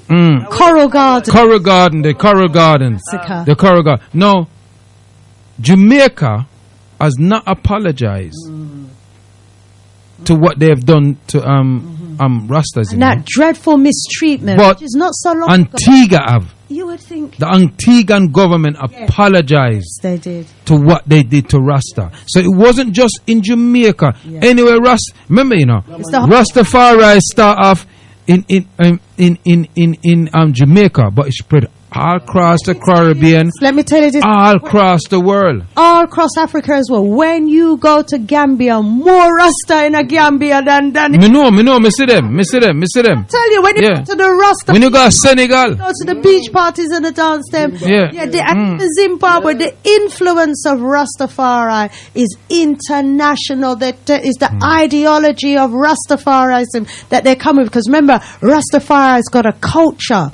Yeah, it's got the music. It's got the image. Yeah, it's got what it stands for. The ideology. Health. So they're trying to kill that ideology. So, you know, by them attacking the child in the school and trying to ban it in the school, they're trying to wipe out Rastafari from coming through from the next generation. But I'm gonna tell you something. I'll tell you something what's interesting about Rasta. Levels. I'll tell you what's interesting about the Rastafari movement.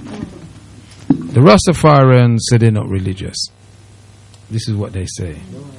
But it's the only new religion that spread across the world without violence. Well, that's what I'm saying. It's the only religion, new religion in the world that spread across the world without violence. Judaism, violence. Christianity, violence. Islam, violence. Buddhism, violence. Because Rasta is one with nature. Lord. That's right. You know, Rasta is the only one doesn't have no weapon of mass destruction. Any man you see in a parliament with locks is not a Rasta man. There's no Rasta man or woman that will become a head teacher in England. All right, we have to be real. I'm gonna close. But Kwame, Brother Kwaku. Yes, sis. Can you say something quickly and lock off?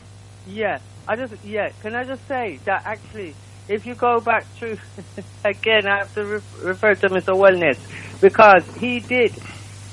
When they were looking at legalizing marijuana in Jamaica, I think last year, or it might have been the year before, it's going back a little way, he actually did big up Rasta, and he said that the farmers must not be cut out of the negotiations. They have to lead the negotiations because they are the ones that have given blood sacrifice and try to tell the world the healing properties of marijuana. Yes, sis, but he did not apologize for what the government of Jamaica did to Rasta.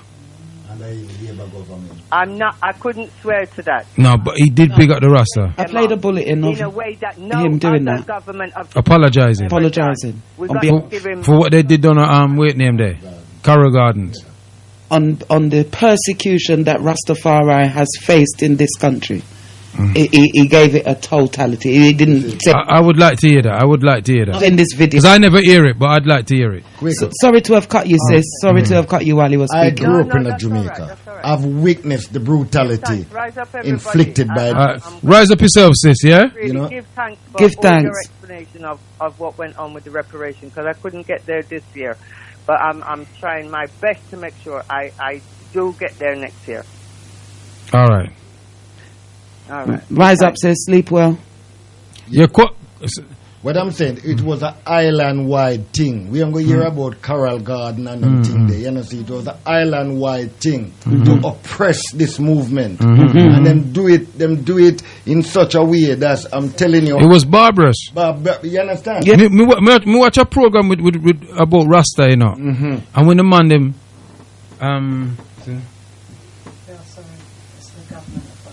okay. Yeah, Sister Shanice bring up an article so the government did apologize, so I retract that statement. Yeah? A few of the governments in the carried way beyond have apologized to in particular, Rastafarian community. Little nod here and there to say, we acknowledge you now. So he officially apologized. Brother Kwame, you want to say your last thing on land?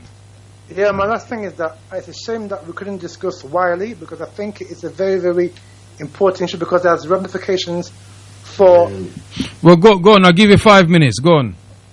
Yes, for us, so-called relationship with us and the Jewish community in this country because these people are using anti-Semitism to try and nullify criticism on them.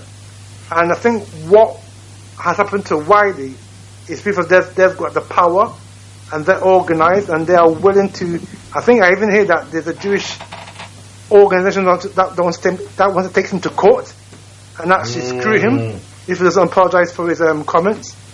But we must also look at the fact that these are these same people that are trying to attack Wiley are those same people who historically were part of our Mangamizi, part of our Holocaust, and even today they screw a lot of our artists. making music, and this is what Wiley was complaining about, and he was misunderstood. So it clearly shows that the Jewish community does not. Listen. There's one thing me no want nobody say, that Wiley was misunderstood. Him say what was the truth and them never like it. It's as simple as that. Him talk the truth and them never like it. There's no misunderstanding or understanding. Them never like what the man say about them. Right? Them want to dictate what him can say and what him can't say because them a PM. Right. Remember Lewis Hamilton the other day? Well, yeah. Get the mic. You can't talk about the man. Yes, just agreeing with you about how, those who pay their paychecks like to control them. It was the other day that Lewis Hamilton as well put out a tweet about vaccines.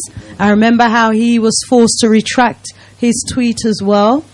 So that's evidence that they do want to try and control what these so-called celebrities, who they pay handsomely, say and what they don't say. A serious thing, Sister Shanice, and it's so diabolical how the so-called black celebrity them willing to throw the brother under the bus. Well, apparently, from some information that I've got, from people on them run him off of YouTube, them run him off all the social media. Some other rappers have come out against him. Say him and make it. He's made them targets now and all this kind of. Yeah. Yeah, they want to get paid, innit? Yeah, but these are the very same ones who jump on our music, and then they exploit our young people to FM blind.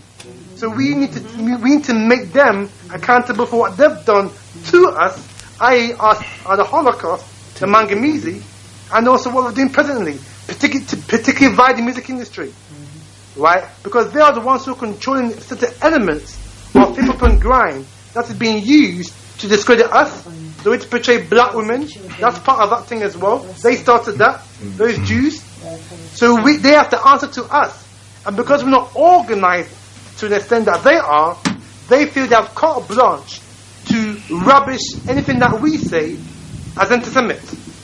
So we have to challenge it, because this shows that the relations that we have with the Jewish people in this country, right? Same in America. Well, you see, the thing is, Brother Kwame, these people are Afrophobic. Of course they are. And because we don't have a central body to speak on the behalf of us as a people, we need to have a structure where we have members of our community from all parts of our community involved in that, so that we can put a statement saying no. No, we disagree with what the Jews say. The what's it name? The African Coalition Council. I like the sound of that. Yeah. Right, we're gonna start at the African Coalition Council. That's right. Yeah. Right. The ACC. Yeah. Right up on Galaxy. Galaxy is gonna orchestrate that. The African Coalition Council. Yeah. Right. And we will be sending things to them. The communications on. Yeah. Saying boom. Yes. You understand me? We're gonna make our own press release. Our own press release. Yes. Yeah, that we rebuff anything that they say. Yeah, for real. Kwame. And Kwame. they are another force. Kwame, you're very skilled. They're acting like a long-armed force. Like our. And they do it very innocently. Yes. Oh, we're the victims. Yeah. We're the victims. So this is a force that controls communications, control what can be said and what can't be said. And as you said, them locked on my Facebook. Just let people know. Them locked on my Facebook. Is it? Yeah, because the video that we make. Yeah, me and Dr. Abu made a video. Oh, I saw it. Yeah, and I posted it on the Facebook. Yeah, and then lock it. Me can't get tonight. It's blank. When we going out, then blank it up. I was gonna say, Kwame, you're quite skilled, because each time you come on the line, I think in particular with certain shows, a new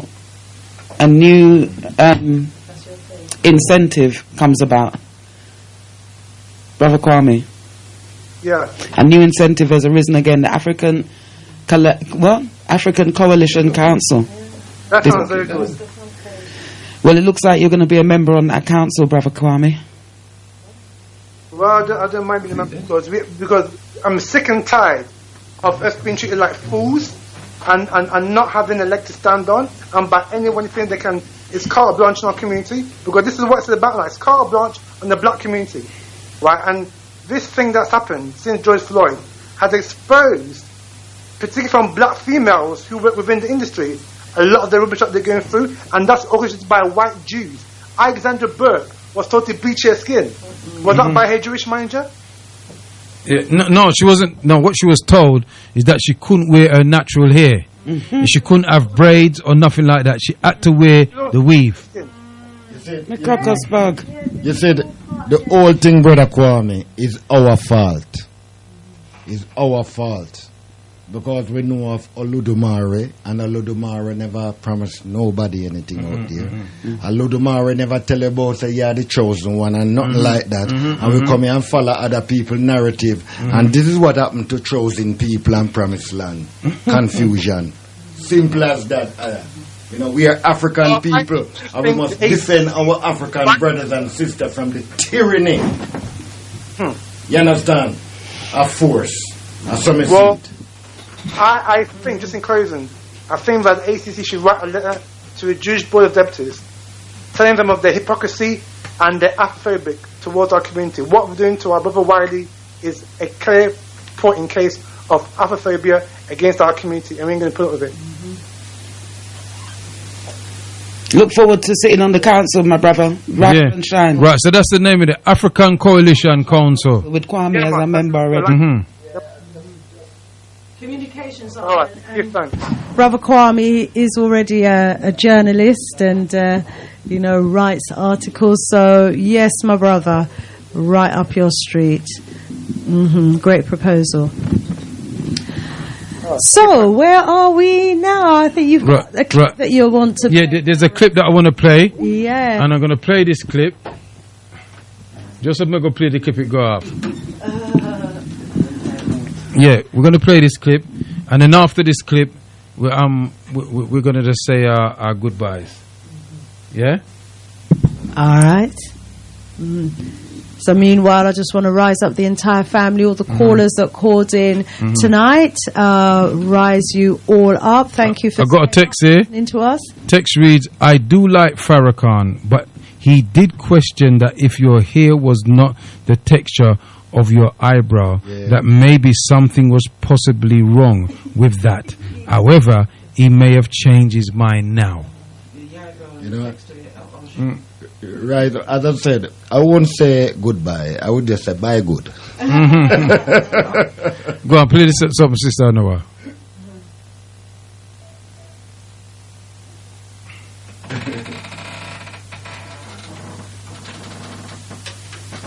Good. You know, I got you.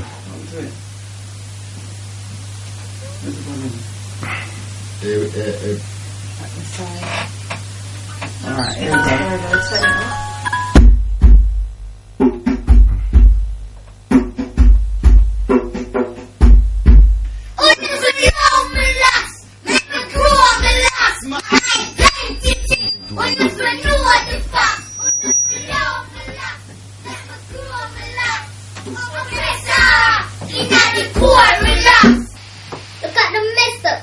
The Jamaicans play. Of all the days, Emancipation Day, the crest the Governor General a wear upon him chest. White man a step in a black man neck. Very clear, those who have eyes to see. Mental slavery, the country not free. It's rampant. Do your research. To get in a school, you need letter from church. Requirements. Attend the church. Are you listening? Plus, you need evidence of christening. In everywhere Rasta child get knocked. Discriminate is not only with locks. You know warm and natural ear plots. See, I come to school in a Bantu knot. So me ear stop me from learn. And me would learn better if me ear did perm. Injustice galore. Remember how police beat up Jador.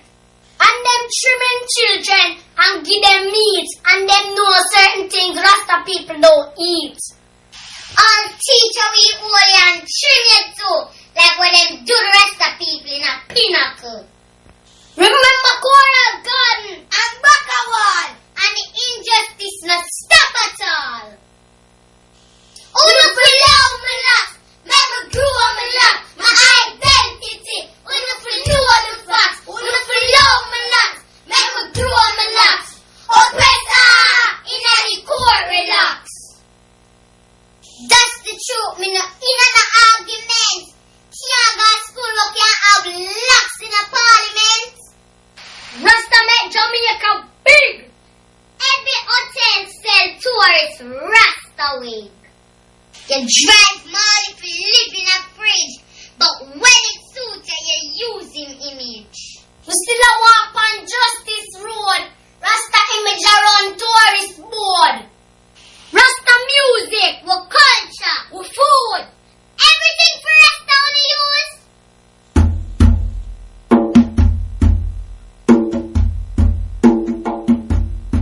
Wanna feel love my locks, make me grow my locks, my identity. Wanna feel know the facts, wanna feel love my locks, make me grow my locks. Oppressor in the court relax. There's a war on with the Rasta man, so far gone. Otep people, well, that is a little clip that Sister Anwar had. Send me that something like Sister Anwar, and that was 4 young African children in Jamaica speaking. Not all of them had locks. Let me just tell you that, but they all had natural hair. All right, one big up Selector C. Big up yourself every time. We give thanks, honor to you. All the presenter them on Galaxy, and I just want to. Big up Money Love as well, sending messages through the Facebook. Rise Up Yourself, letting us know that they're locked in, tuned in. So I want to rise up the entire family that's been locked into the Big G this evening. Yes, all of the presenters that are listening. Yeah, we're going to have to do this again. Shake up, you know. Yeah, definitely. We do it. One of the dear one. Them we're not so tired after the work. Yeah. All right, then we're going to wrap up now. So. Sister Anwar, you want to say your last thing? I'm going to, for now, final talk for the evening. That's not my last one. Right, just more strength to the family. Stay strong, stay extra vigilant. Because when Wazungu said there's a gap, they do anything to fill it. Right? So when we're not looking, they already are. And also paying some of us to watch us as well. So they learn from us minute by minute. And they're not sleeping. They know what fighting for the survival is, and they have been on it for centuries. And they're like shapeshifters. When they feel like they might be failing one way, they shift into another dimension and gone and continue. Right? So they're quite adaptable people. It's us who's not finding ourselves quite adaptable. We're stuck, anchored. So we have to find out what mechanisms, and that's all of us together that's going to make this work to go up the road. So rise and shine, family. I shall be back, all being well, on Monday. I missed someone, Geee from Greenwich. Have we ever heard back from him? Geee from Greenwich. He used to call himself. Anytime he rang up, it was Geee from Greenwich. I miss you. And rise yourself up if you're out there listening, or if anyone knows who he is, and just send on a message. You know, we have to be hungry after our mission, because we surely ain't hungry enough. Yeah, we're not hungry enough. We're not showing hunger enough. It's like we're complacent with being on Liberation Road and Kantarkit. It's the doing part of the action. So rise up to all the committees that are doing the works. Brother Delani called in and faced the vibration. So I'm rising him up for the strength that he's showing within the movement of this. Rise up yourself, Kwaku. I love you. You know, Love you this, too, this sis. is a connection from the heart. Ashe. You've been a pillar in the community to ones since I've met you way back then in probably the early 80s. And to be a pillar and then act as a cushion to cushion the blows that you've had to cushion recently. In particular, stepping off the committee for the Reparations Council. You know, rise up yourself for being there. Same way, nothing's changed. It's just that you ain't in the seat.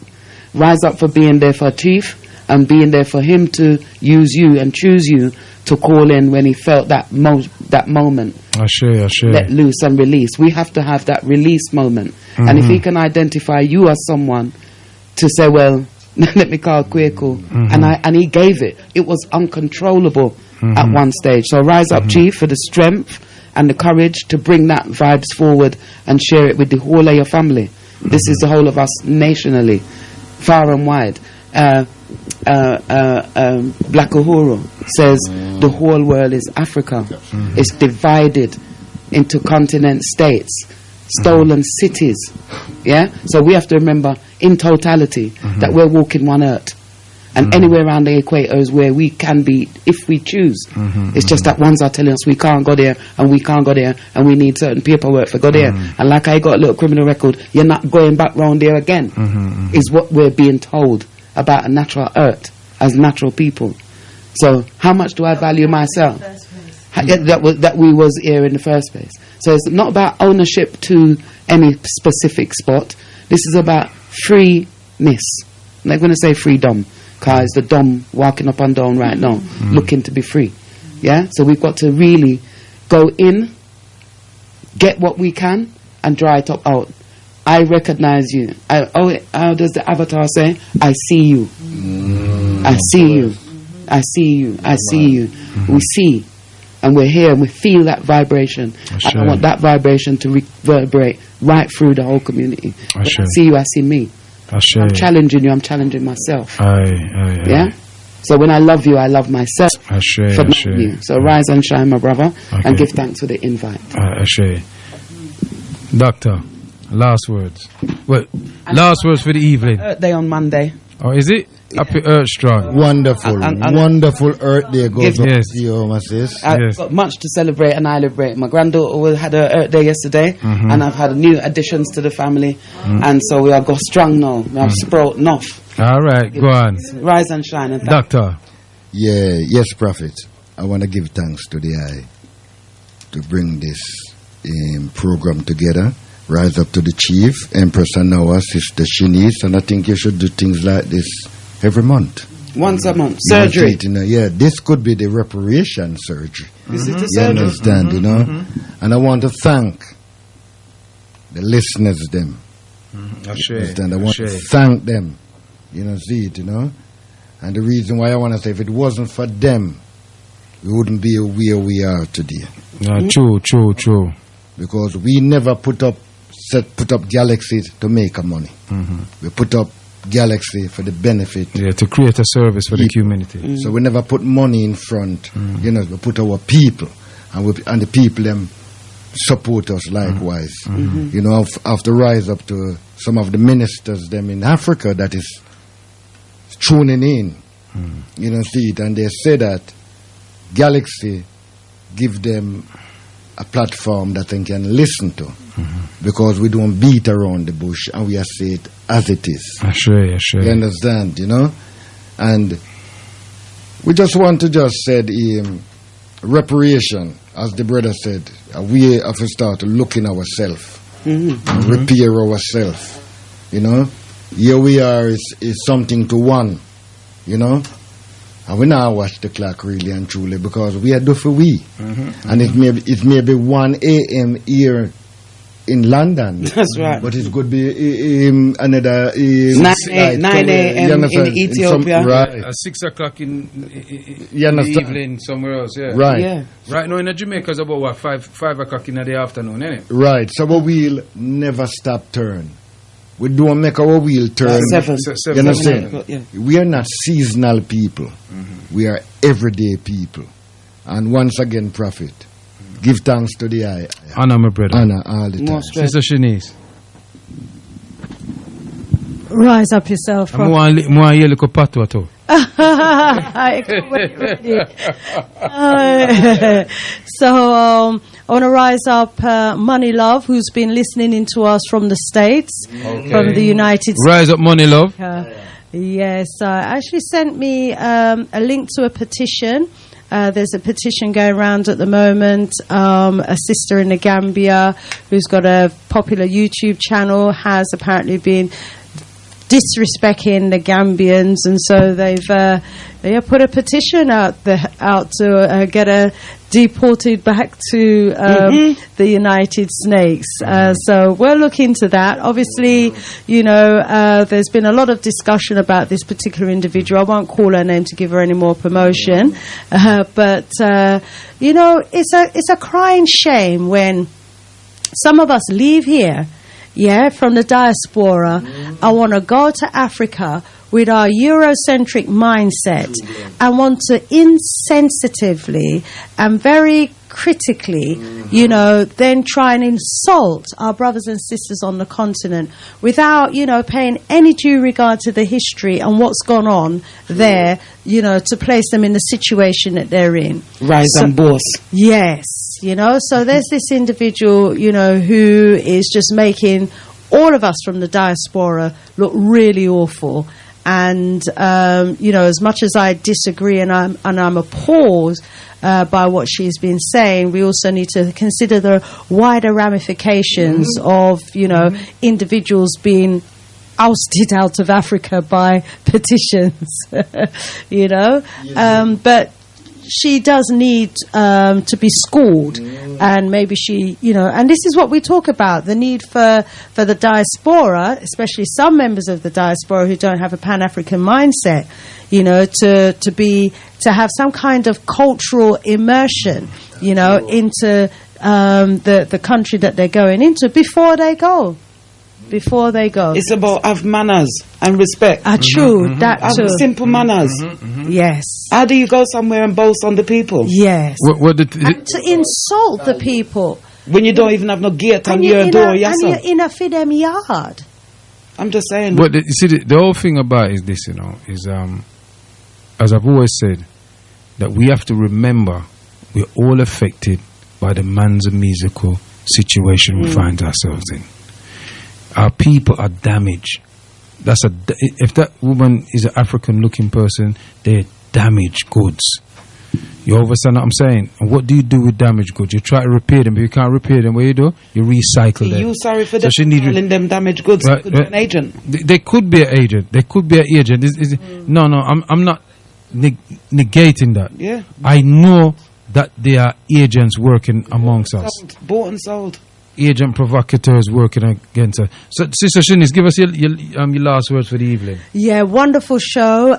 It's been a privilege and an honour to be alongside some of my presenter co-pilots here on the Big G. Definitely agree with the sentiments of what's been said already. We've got to do more of this. Yeah, once a month. All right, then we can do that. That can happen. So, and thanks for inviting me on. I think, all right then, first and foremost, in my closing, I want to give thanks unto the creating force of the universe and the omnipotent being that which is greater than ourselves, who has many names. Onitimagba, Tonomafila, Olodumare, Jakimba. I want to give thanks to the presenters that gave up their time to come in here this evening, because this is a late show.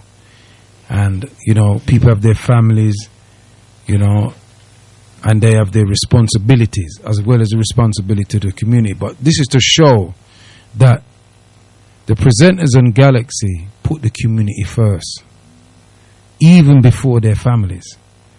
And you must be commended for it. And you haven't been doing it just now. You've been doing it for years. And I'm happy that I'm home, that I've come home. Yeah, I'm happy that I'm home, and I see a great future for Galaxy. And my vision for Galaxy is that we are going to be able to do our job and get paid for it. That's my vision.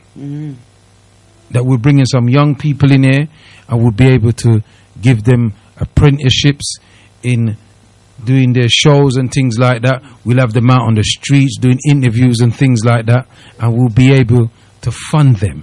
Roving reporters. You understand what I'm saying to you? Yeah. And so I thank you, I say Mudasepa, to all of you for coming in and assisting me with presenting this show this evening. And and big up Sister Angie, and one of my greatest fans, Madge. Madge, my sister, me love you. I know I don't come and look for you. I haven't been to the house for a very, very long time. But I'm gonna take out some time and come and sit down with you, because me know so you're one of my favorite and fan them. Me know that personally. Yeah? So Dr. I will tell you all the way, but me I tell you live pan here. So me love you, my sister. Yeah? You know, everybody and the chief, I want to say give big thanks to the chief. You know, I love Chief. We follow Chief and me come just like me and my brother. We follow, but we're back again. I think we're in drop off of the roof right in front me, you know, pan him foot. So he's a blessed, you know. Yeah, he is. We go on some mission. That's the man I see climb a flagpole and a building, and a 17-story building to put up a mural, and that's when my starter said we have to take these men serious. Sister Onawa, yeah, man, I love you too, sister. You know, we have our reasonings and things like that. You know, and I see that you're a very serious sister and a very committed sister, and that's why I wanted to have you on the show, because you are a powerful sister. You know, and I respect you. Sister Shanice, thank you. I think that you've brought a different feel to Galaxy. You brought an air of professionalism. You know, but I really want to hear you speak more patois. More. You may like we should bust that little patois there. Secret weapon, this. Yeah. Don't change up. But boy, a little patois a bit more. You know, throw a little more in it. You know, but you brought an air of professionalism to the station.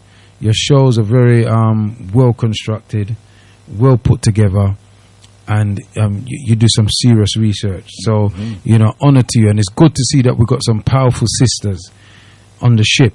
You know, so when the man them get tired now, them can steer the oar, you know, in the right direction. You know, so we give thanks and honor to you. Or was OAR, by the way. Yeah.